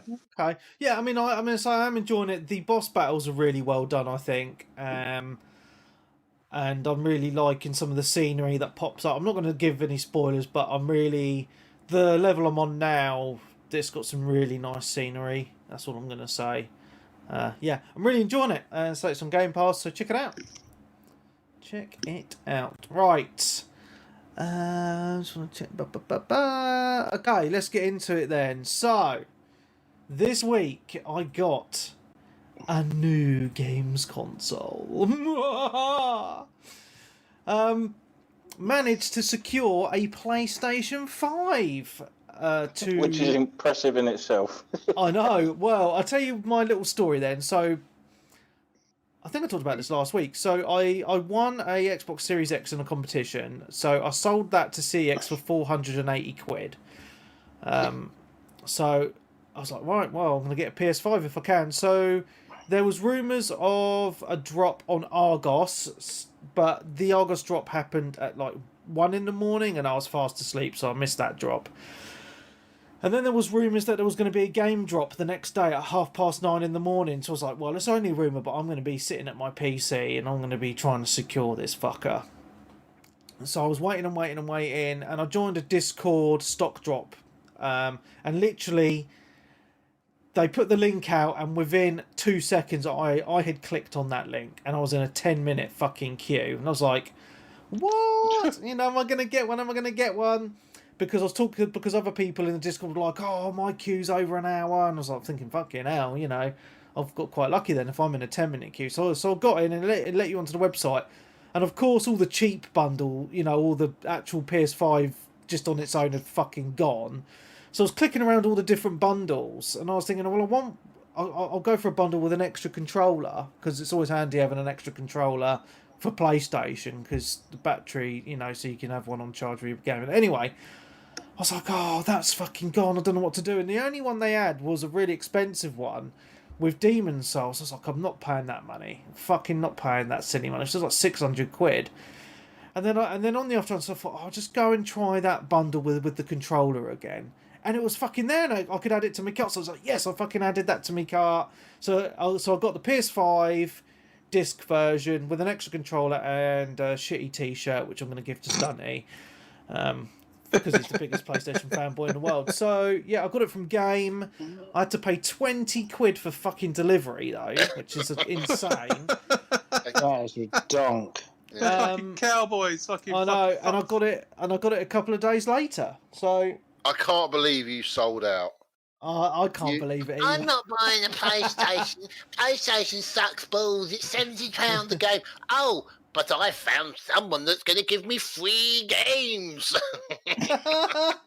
Pretty much. That's pretty much exactly that. Poor Wes. Well, actually, it was, and Wes will testify to this, it was his idea to begin with. It was like, Webby, if you buy a PS5, I will game share with you, and I'll just buy, because I buy all the exclusive games anyway. And I said, are you sure? And he was like, yeah, I'll buy them anyway, so don't worry about it. So I was like, all right, well, I'll fucking get one then. And initially, my initial plan was to get a digital PS5, but then after chatting to Stunty and the guys in the WhatsApp group, that we all decided that was probably not a good idea. Because I actually didn't realise, I looked in my cupboard today, and I got a fucking stack of PS4 games, an actual stack, of games I've not played. Nice. Yeah, so yeah, but it's just weird because I'm such a flip flopper. I know it, and I know Yes, you are. piss because Flip flop, Webby. I said, like, when I built my PC, I was like, I'm not going to get a Series X. I'm not going to get a PS5. And then what do I do? We know. Fucking both. hell. I've got both. We all knew this. We all knew he was going to end up getting both. Yeah. I'm about the only one who's basically stuck to what he said he'd do. Oh, no, but I think you'll crack at some point, Dan. Well, maybe when I get some more money, maybe. And become. Yeah. I think I've gone through the stages of trying to hunt down one of these consoles, and I haven't been successful. And it's like, I can't be asked for this. I'm not playing the game. Fuck it. No, Yeah, I mean, I refuse to. I mean, I was I quite can imagine lucky. it being.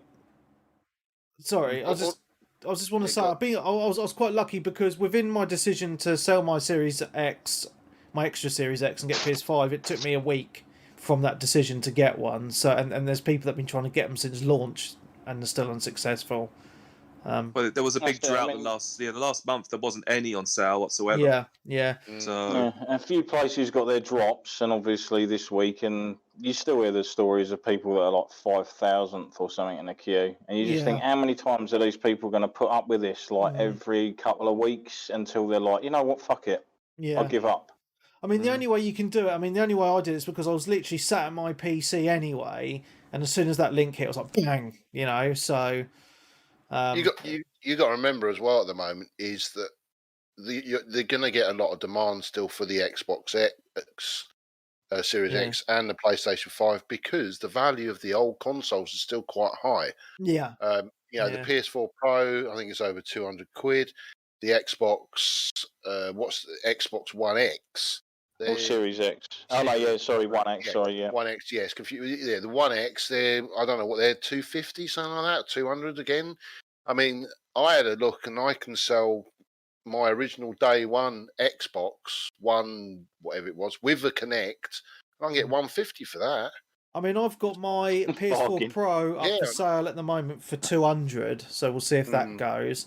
But I sold my extra PS4 controller today for £40.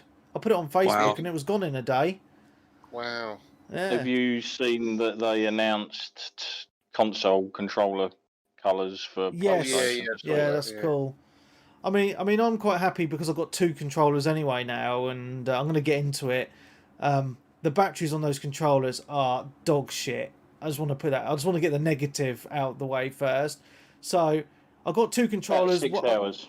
Yeah, I put one on charge straight away while I was using the other one, and the first one died within a few hours. I was like, right, I'll chop it over. The other one was fully charged, and the next day it fucking ran out, and I'm on the net, and then I swapped back over to the other one again.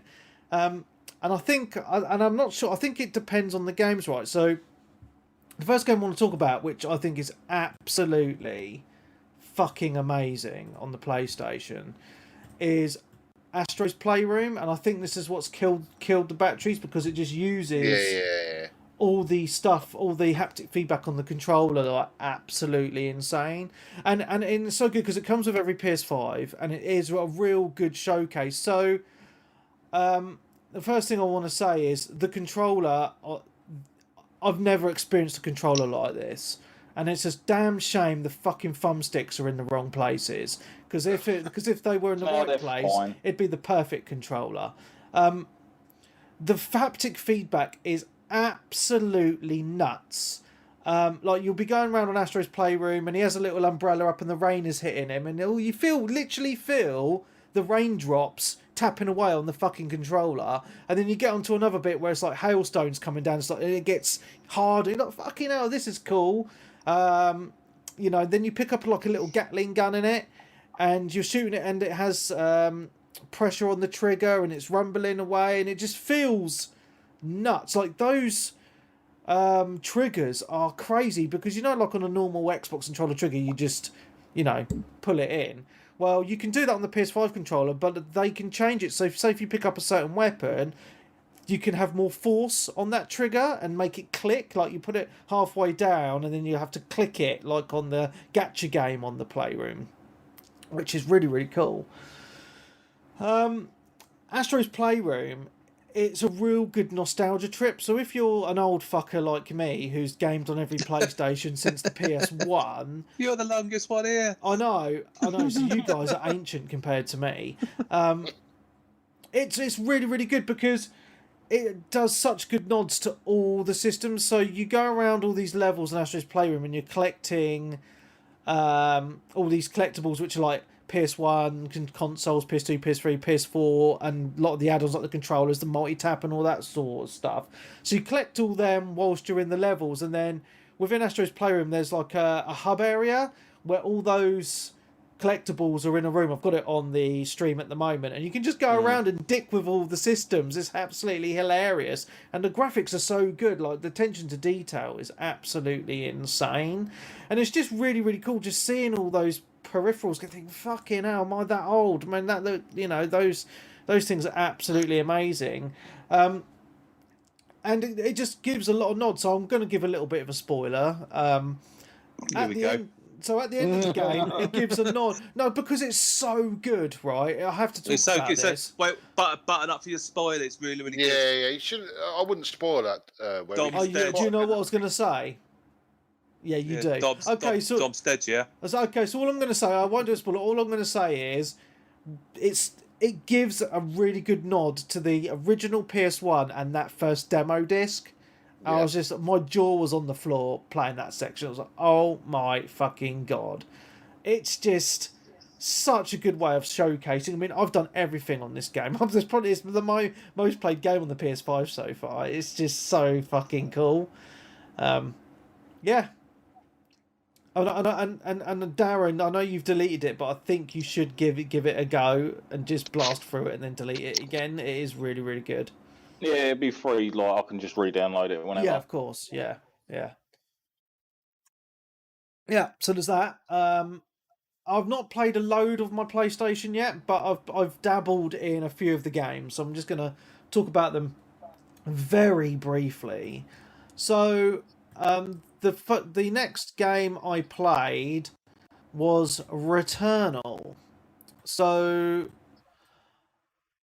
first thing I want to say about Returnal is that the graphics are absolutely insane. It's one of the best graphics I've seen on a console. But it's weird. Like, it's a really strange game. I don't know if you've played it, Paul or Darren. No. It's because basically the cutscene at the beginning of the game happens, and it's over so quickly and straight in the game.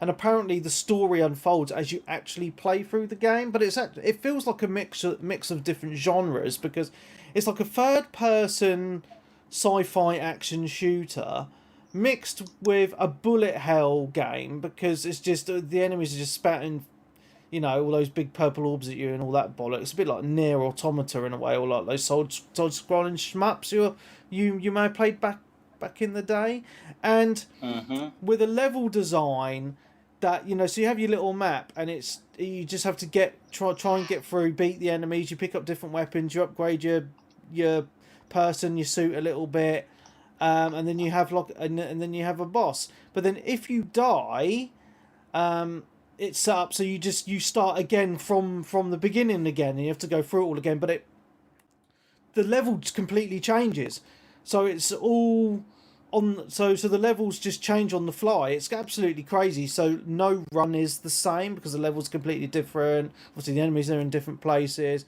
There's some really weird story elements to the game. It's a bit fucking weird. Like, I got to a point in the game where, like, the main character, her house was just in the woods in the game. Then she's like, what the hell's going on here? And then you go and explore that in first person, and it feels very Resident Evil in that section.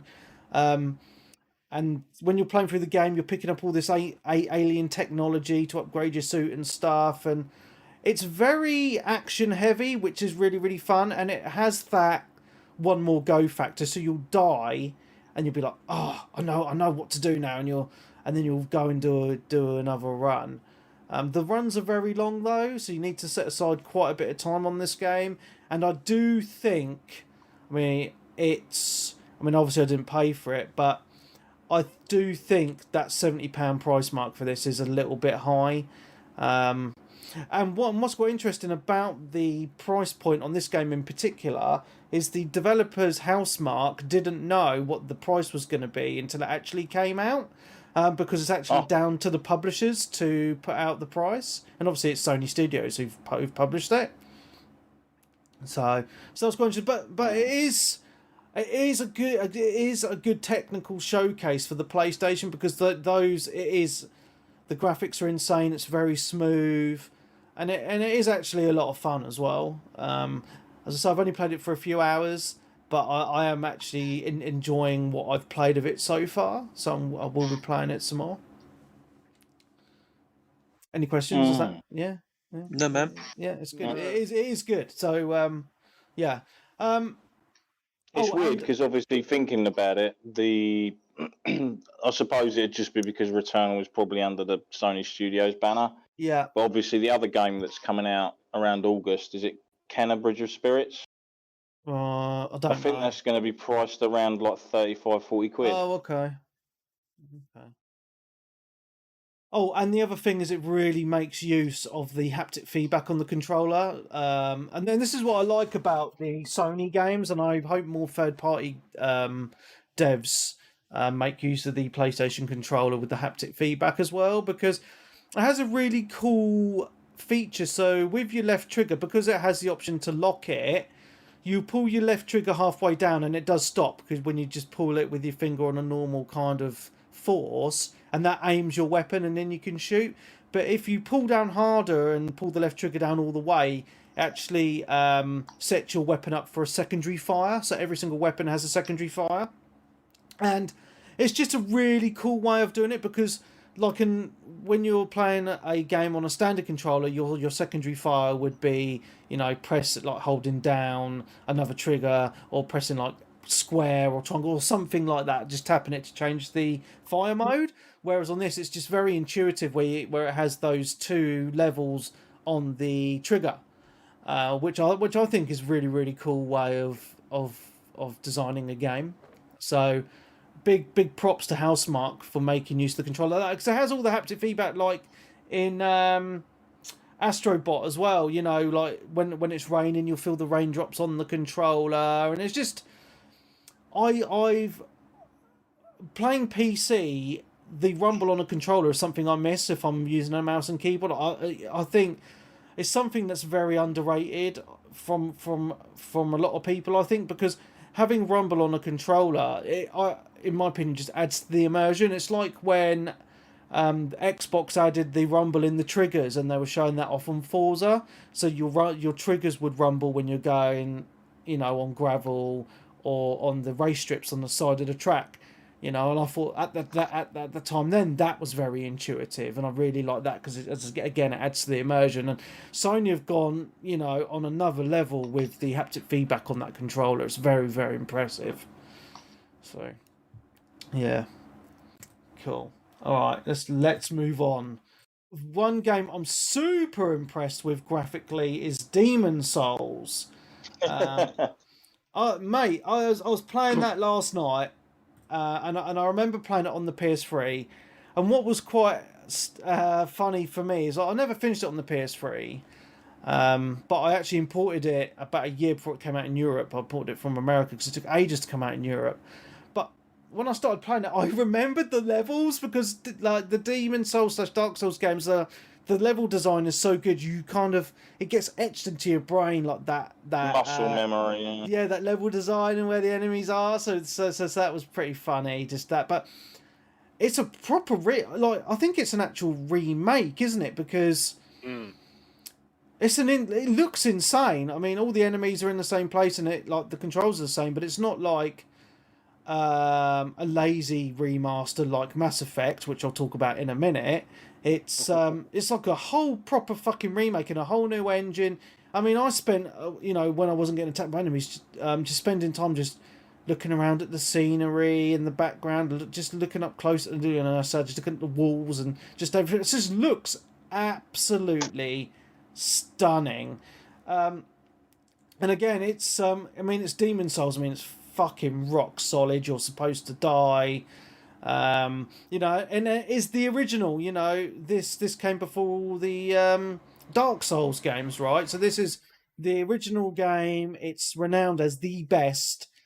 It is fucking rock solid, and it does have a different gameplay mechanic to the original Dark Souls, because like your hub world in Demon Souls has little portals to different parts of the world, and you have to get through one part, then unlocks the next part on the little statue things in the main hall. And in the main hall area, you can buy weapons and upgrades and all that sort of stuff as well. I only played it for about an hour. Really, really great game. I'm going to be pumping some more hours into this thing. It's just very, very addictive. I would like to see it come to other platforms, but I don't think it will. Byron's just put in the chat he would love to see it come to PC, and I hope it does. I don't know if it will, but If they literally are going down that route, if it was me personally, I wouldn't, because it sells consoles, but it would be very well received by the PC community. In fact, I think if they could choose any game to come to the PC, it would be that, because it's just got, the series has got such a following. Yeah, I think it probably will. It probably will, but it's going to be one of those. You've got to think, what are Sony doing? They're releasing stuff that's old, like Days Gone, Horizon Zero Dawn. They're all games that you're not going to get any resale. You're not going to get people to go and buy them on PS4 now. Demon's Souls is still a new game. So if you buy a PS5, what are you going to buy? Spider-Man, Demon's Souls, and what I'm quite surprised about, Stunt, is Demon's Souls price has dropped substantially. I looked online; you can pick it up for £30 now. Yeah, because people bought it and people have just been completing it. Or don't like it. You got to think a game will drop in value. Resident Evil 8 will do that. If people were saying it's that short, it's 6 to 8 hours, I guarantee that game will drop in price. Look at Watch Dogs 3. That dropped in price because it was shit. 7 month old game though as well, when you think about it. Yeah. Certain games will drop, but certain stuff won't if it's good, like Ghost of Tsushima. Still holds its price, even now. You know? But I think if any game company is generally going to be touted to doing a remake, I'd be more than happy if it was like Blue Side. Because this is... Blue Point, sorry. Blue Side. They did the remaster on this. Yeah, they did this and Shadow of the Colossus, and both of them are very, very faithful to the original games. They are literally just like a proper remaster. They haven't tried to change anything. They haven't fondled any of the mechanics. Just what people want is just the same game, but better graphics, slightly tighter controls. Yeah, 100%. Yeah, so I'm really impressed with Demon's Souls, to be honest. It's so beautiful. It really, really is. So there's that. Where's Tommy to play WRC9 just for the controller? I'm going to briefly say the graphics on it are dog shit, but the stuff on the controller is cool. Like in rally cars, they have the little flame come out the back of the pop come out the back. You can actually feel that on the fucking controller. It's absolutely insane. And all the different road surfaces, the controller feels different in your hand. So that's cool, but it's just the graphics were just so shit. I had to uninstall it. They're probably fine, just not up to your standard. No, and I've got high standards, mate. You know me. Yeah. So, and the last. So I did actually play some Borderlands 3 on the PS5 because Wes got that, and that uses the haptic feedback on the controllers as well. So that, again, it works really, really well. But I literally played it for about 10 minutes. That's all I'm going to say on that. The last. Sorry. Quickly on that. Is that's the new updated version? Is it? Yeah, the new Borderlands. Yeah. I know. Yeah. I've got Borderlands 3, but is this new trophies again, or is it still PS4 trophies? I have no idea. What was the one where they would where Borderlands on one of the systems or something was literally the last gen version and not like the upgraded version, or was that the free one they were giving away on something? I don't know, mate. Don't know, man. Everything for Borderlands should be. Well, they updated everything to PlayStation 4 and Xbox One, didn't they? Every single version. So Borderlands 1 to 3, and then obviously the extra bonus game they did, whatever it's called. And then they've you get a free upgrade to the Xbox Series X one automatically, but I'm not sure about. So you get a free PlayStation 5 upgrade as well? I think you do. You do for some games. Yeah. You didn't for Tony Hawk's. No, you didn't. You had to go and bid Bobby Kotick some toilet paper so he can wipe his arse on it. It's £20, mate. Go and wipe your arse. Go on, done. Can I talk about the last game I've been playing? And it's a little bit of a disappointment, and Sly's going to be very upset. Well, I'm going to have a go at you about this one because I've heard your thoughts on it. But I just don't say it's Spiderman. Yeah. Mass Effect Remastered. The Mass Effect Trilogy Remastered. Go on then. What were you thinking I was going to talk about? You were going to slag it off. Spider-Man. I thought you was gonna say Spider-Man Miles Morales. No, I've not played it. Wes doesn't have that one, so meh. Oh, you better get on it, Wes. Yeah, come on, He's running out Wes. of games. Buy He's me running some out more of games to games. play. The He's Wes played Pass. before. He Come thinks on. of all shit.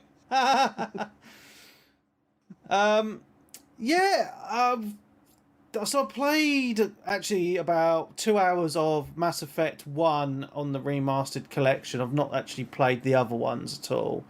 But initially, I saw a comparison video and I was thinking, oh, they've actually done quite well on this update. It looks like they've done quite a bit. And then I put it on, and firstly, it's made for Xbox One and PS4, which is always a bit of a... the PC version apparently is getting slammed because it has fuck all graphical options and runs like dog shit. So obviously Wes picked up on the PlayStation, and we both actually agree on this. It, like the original Mass Effect, you load it up and it just doesn't look that great. I don't think it looks that good. It never did, mate. I'm not sure what you're expecting.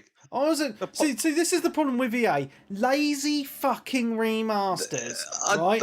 But reserve that opinion. Play through Mass Effect 2 and 3, and reassess. Well, I'll talk about them when I actually get to them, right? But for the original game, I know it came out in 2007. It was an Xbox 360 game, but you look at other remasters of games that have been done. I mean, there's been a lot of fucking remasters in the last 10 years, right?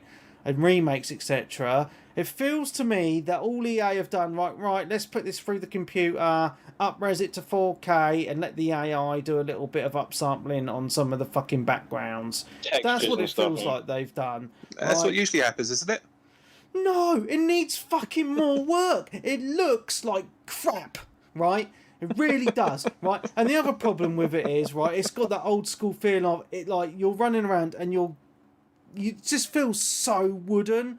Like, it looks like a 360 game in my opinion, and it fucking plays like one. Like, it's so wooden. It's like, I mean, the story's great, talking to the characters is cool, but the actual gameplay where you're running around and like changing your gun, you have to bring up that stupid fucking weapon wheel to change between the weapons. Fucking, oh mate, it's just so fucking old school. You basically wanted to do the whole game again on a brand new engine.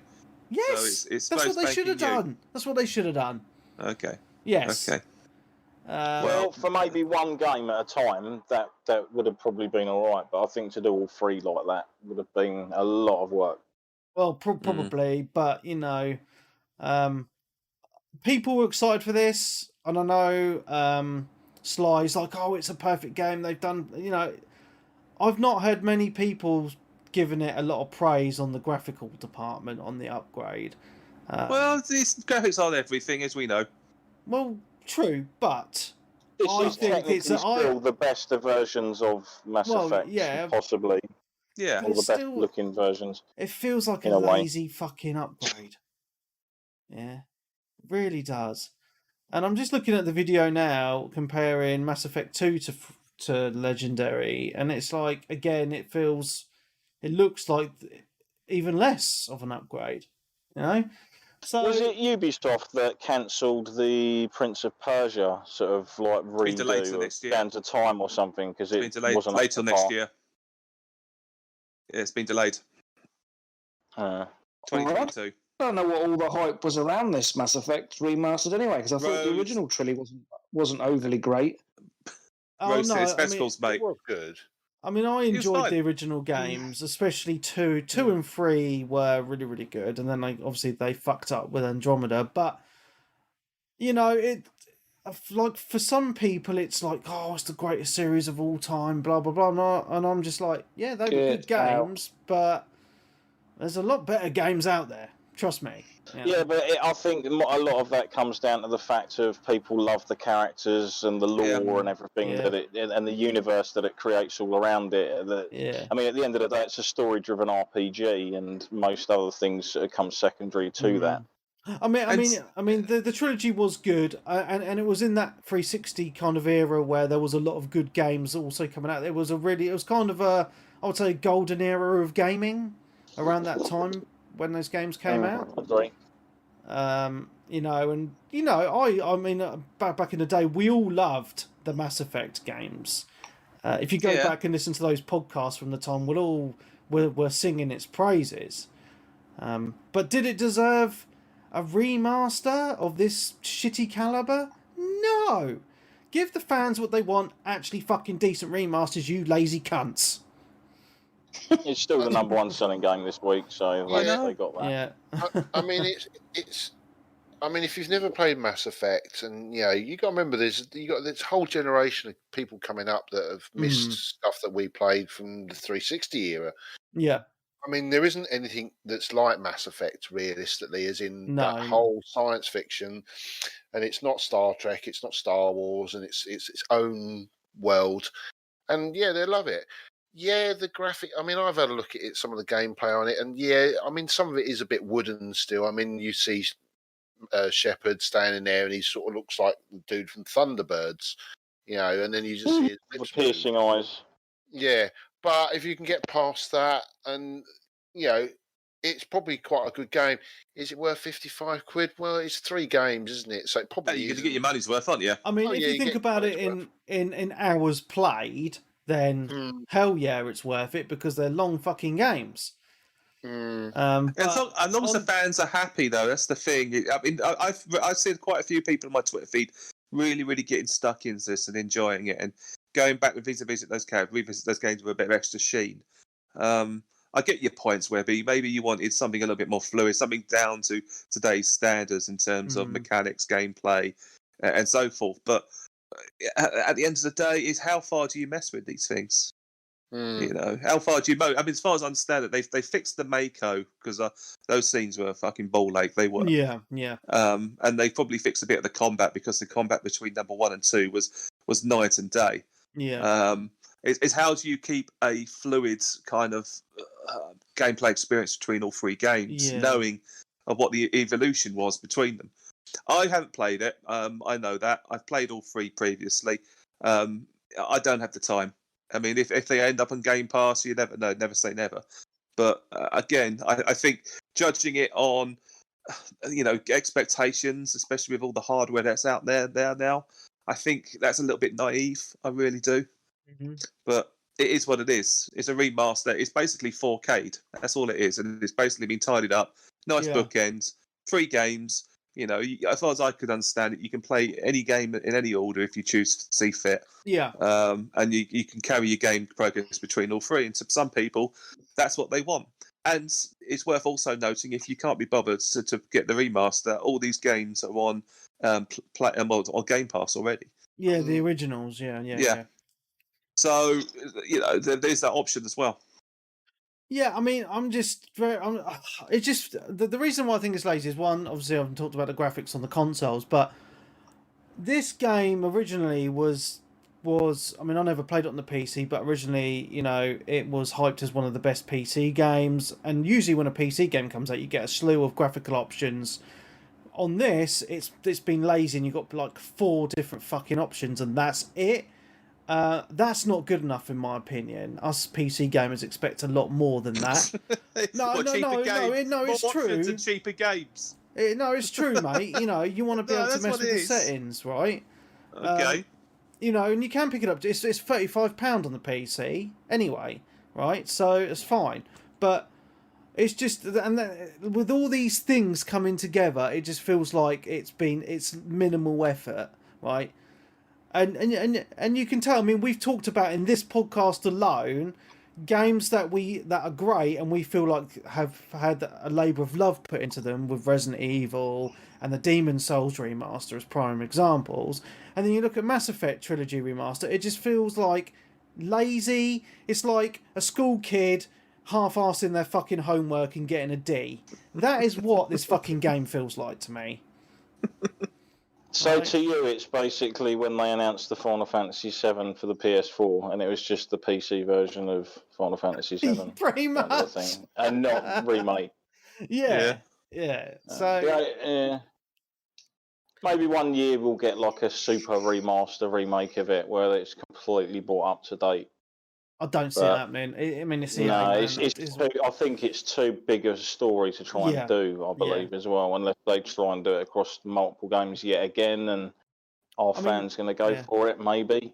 I mean, don't get me wrong, I think the Mass Effect trilogy is great, like the story especially is just absolutely fantastic. I love sci-fi, and and that's really well done, but it's just they haven't brought it up to date enough for me. And that's all, and that's my end takeaway. Sorry, Sly, but your best game of all time just doesn't hold up to today's standards. That is all I've been He's playing. thoroughly enjoying it. So. Yeah, no, at least you're enjoying it. No, I'm not going to take that away from people. If you're enjoying it, mate, he was like 5 years old. He was like 5 years old when he came out. Yeah, he was. Yeah. And as I say, I don't want to take away from people who are enjoying it. Enjoy it. It's great.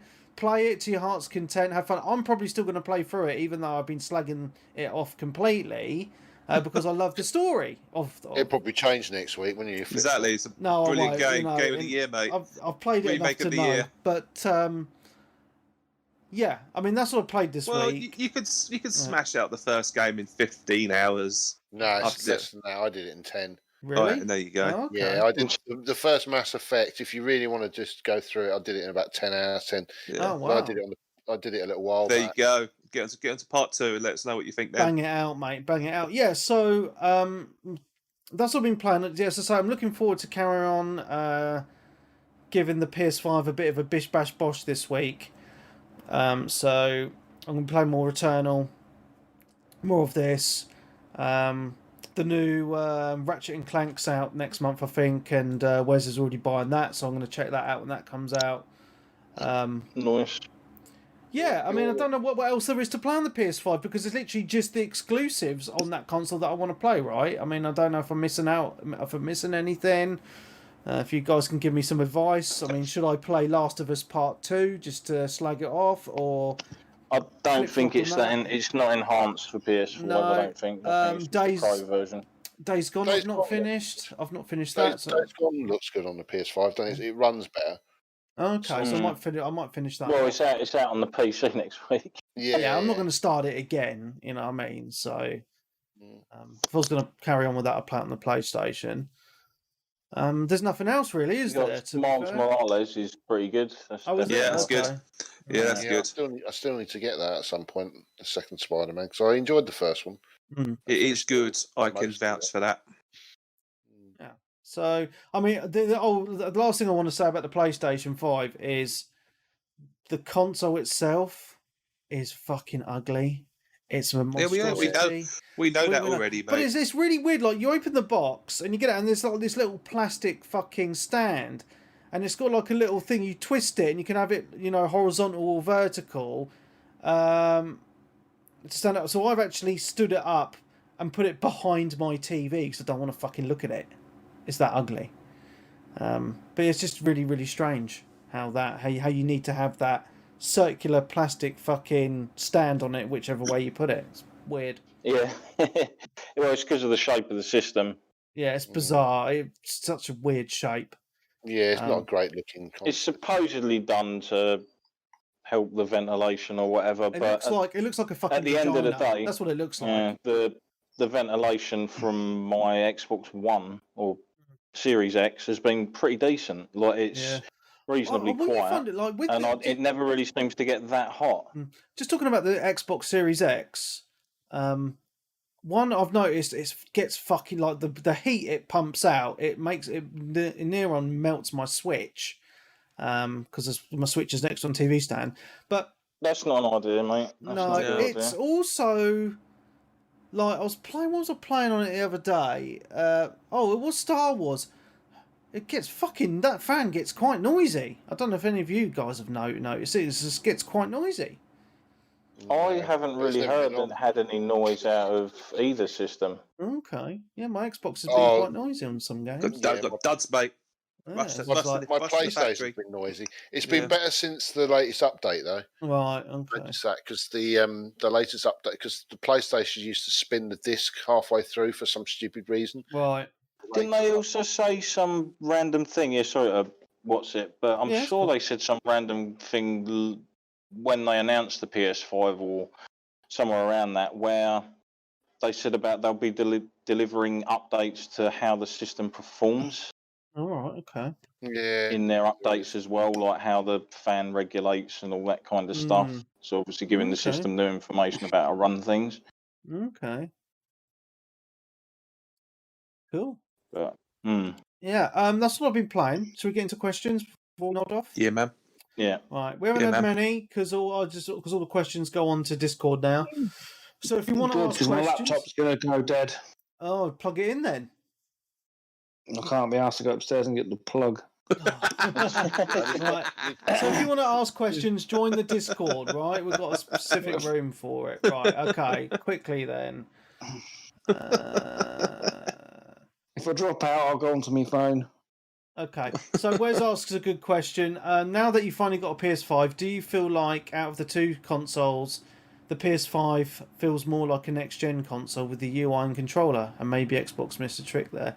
Yeah, and this is something that I was actually supposed to mention, and he's actually reminded me of this. So when I got my Series X, I mean, it was a great day. I really, getting a new console was awesome, but that excitement kind of fizzled out because when you load up when you open up the Xbox, obviously it looks awesome, but the controller's the same pretty much as the Xbox One. It just has, extra few knobbly bits on it to make it feel a little bit more premium. But then when you load up the Series X, it's the same dashboard as what you were used to on the Xbox One, right? So you're like, oh yeah, it feels like another mid-gen upgrade, doesn't it, right?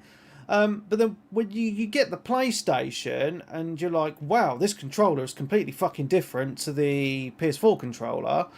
And I've talked about all the feedback and stuff already, but also you load up the PlayStation and the dashboard's completely different to the PS4 one. And I know some people have been moaning about it, but I've had no problems finding things on it once I've got used to it.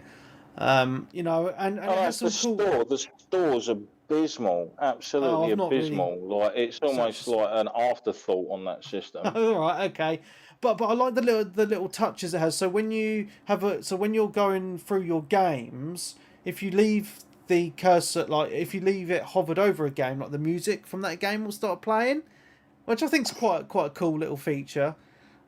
It's not bad. And it's like the PS3 though, didn't it? Did that whole background used to change? Yeah. I do miss the actual theme, the system theme though itself. Yeah, but I have got used to like how to join parties now, how to turn the computer, how to turn it off with your controller and all that kind of stuff. And I'm actually finding the UI on the system very fast and easy to navigate once you get used to it. See, so I started a party with Stunty, Simon, and Wes yesterday, and the way you do parties on PlayStation is really weird. But so you invite them into a party, and then you're all in like a little chat room, and then you have to start a voice chat for everyone to come in as well. It's like, why don't you just invite them to a fucking voice chat and be done with it, right? But they changed it. The reason they've done it like that now is you can't just have random people come in. Right. They've got to be part of your party. So what happens is it's like your group. So you add people to a group to drop in and out. You can add people. It's like I've got a group of friends I play with, and it was like Headcase was playing the PlayStation at that point. So I grabbed him into the group, and now he's in. But and it was great. Otherwise, he wouldn't be able to get into the group. Right. So I can understand. So it stops. I can see the good side to it, as in if you've got people that are arseholes and you don't want them in the group, so they can't just jump in. Yeah, but if people are arseholes, would you even have them on your friends list in the first place? But you could have them as a friend in your party. Okay, it's a private party like Xbox. Yeah, but then if it's on private party, then no one gets in, do they? So you think on the PlayStation, if you've got a group and you've got 6 people in the group, and there's someone in there that you don't want in anymore, you've removed them from the group, that's it. All the 6 are still going. I mean, I've seen it before where private parties on the Xbox and I can't get in because you say, can you change it so you're not private because I want to come in? Oh, right, okay. You get that. So, I don't know, I can understand that, and then I can see it's a pain in the arse as well, but you just get used to it. It's like everything in it, you get used to it eventually. It's strange not to flip back to a complete dashboard when you push the PS button, though. Yeah. That's something you have to get used to because Yeah. Xbox always had that. You just push the button and it'd bring up a guide. It'd just Yeah. come in on the side of the screen, whereas PlayStation, it was always literally straight back to the dashboard Yeah. and then access your stuff, and then you have to go along and straight back in the game. Now it's just like middle button, brings up a thing along the bottom, and then again, and it goes away.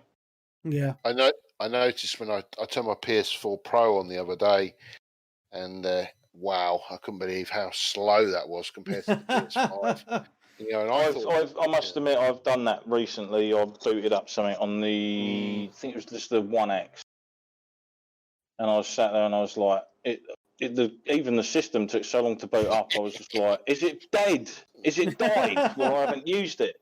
It's and you're mad how quick you thank get God used we've to got a screen coming up. Like, yeah. Well, I reset my PS4 Pro back to factory settings yesterday, and it took like 2 hours.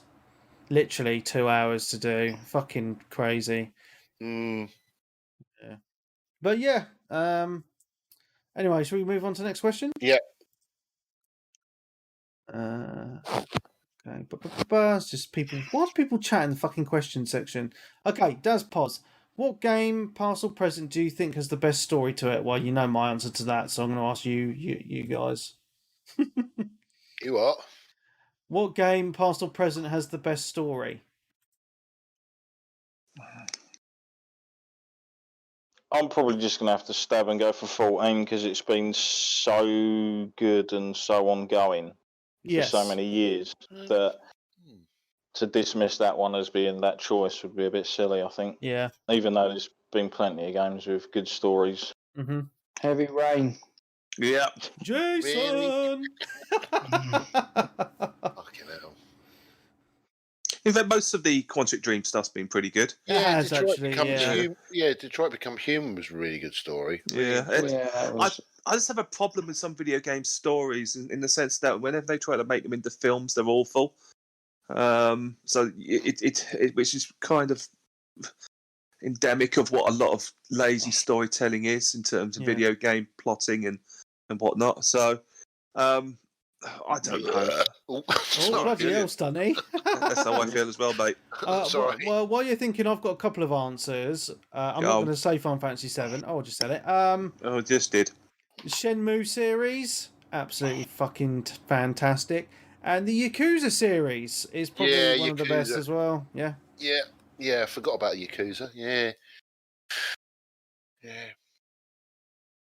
Anyone else, or shall I move on? Move on, man. Move on. Yeah, go to bed. Iceman says, given the recent release of the Mass Effect remaster, is there a particular series you'd love to see get remaster? Silent Hill 1 and 2. Oh, wow. That's a great answer. That is a great Job answer. done.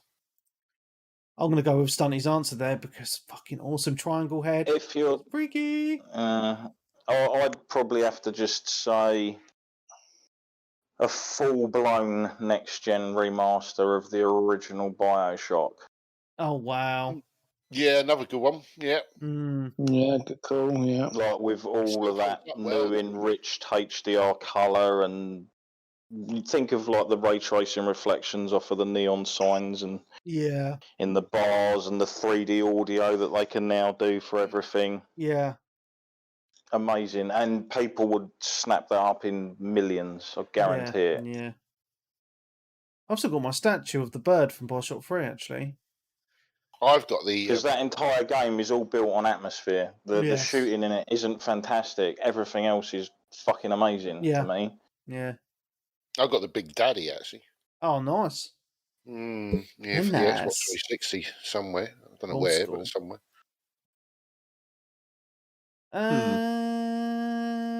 Oh, and Clarky says, how many times have you charged your PS5 controller? Lols! Twice. How many of them? Twice. Oh, Twice. Twice, okay. Yeah, but I will say it does charge 12-hour games. 12 hours a day. It does actually charge quite quickly if you leave your controller plugged in rest mode. Yes, I think it takes about an hour and it's done. No, so like if you're going to eat some dinner or whatever, just whack it in rest mode. Because it charges faster in rest mode, I believe, than if you're actually okay. That's really normally charging it. Awesome. Mm. That is all the questions. All is good. So on that note, I think we're going to end it here. Good Nice. times, good times. So, just want to say before we say goodbye, I'm looking at trying to organise the next Patreon recording with some of the patrons at some point in the next. Gonna attempt. This isn't going to be set in stone. I'm going to attempt to do one of those a month, if I can. So if you're up for it, just plonk a message into our Patreon Discord room, and we'll try and set things up. That's about it. So from me, Mark Webb, Gamertag, Pistol D, Steam ID, Webby, 360G. Resident Chivo Hall, Mr. Peebs. So Switch. Number one Stuntmaster. And bring up the rear, so my Dan. Woohoo! It's just how you like it, eh Dan? Bring it up. Bring it up, yeah? Woohoo! Is it Talon Charlie, mate? Yeah, man. Bitch, I've just been killed. Oh dear. Stunty's gaming. Okay, anyway, on that note, thank you very much for listening, everybody. A big thank you to everyone who's come on the show today. If you want to support the show, please join the Patreon, patreon.com/360gamercast. And I would like to say a big thank you to our latest patron, Leon. So thank you very much, Leon, for signing up to the Patreon this week. Long may more people join. So there's that. You can find us on Twitter, 360gamercast, same on Bookface, but most importantly, Discord, show notes, that's where the link is. If you can't find it, just send me a message somewhere and I'll give you a link. So thank you very much. Yep, so I'm now you can't call me an Xbox fanboy anymore, Stunty, because I've got everything, right? So I don't want to hear any more of that. You'll always be an Xbox. Yeah. But it's nice to have everything, though. Yes, to be that's honest. right. Real gamer. Proper hardcore gamer, mate. That's what we can say. Right, so anyway, that's the end of the show. Thank you very much again, and we will see you next week for the Patreon show. Goodbye. Hey!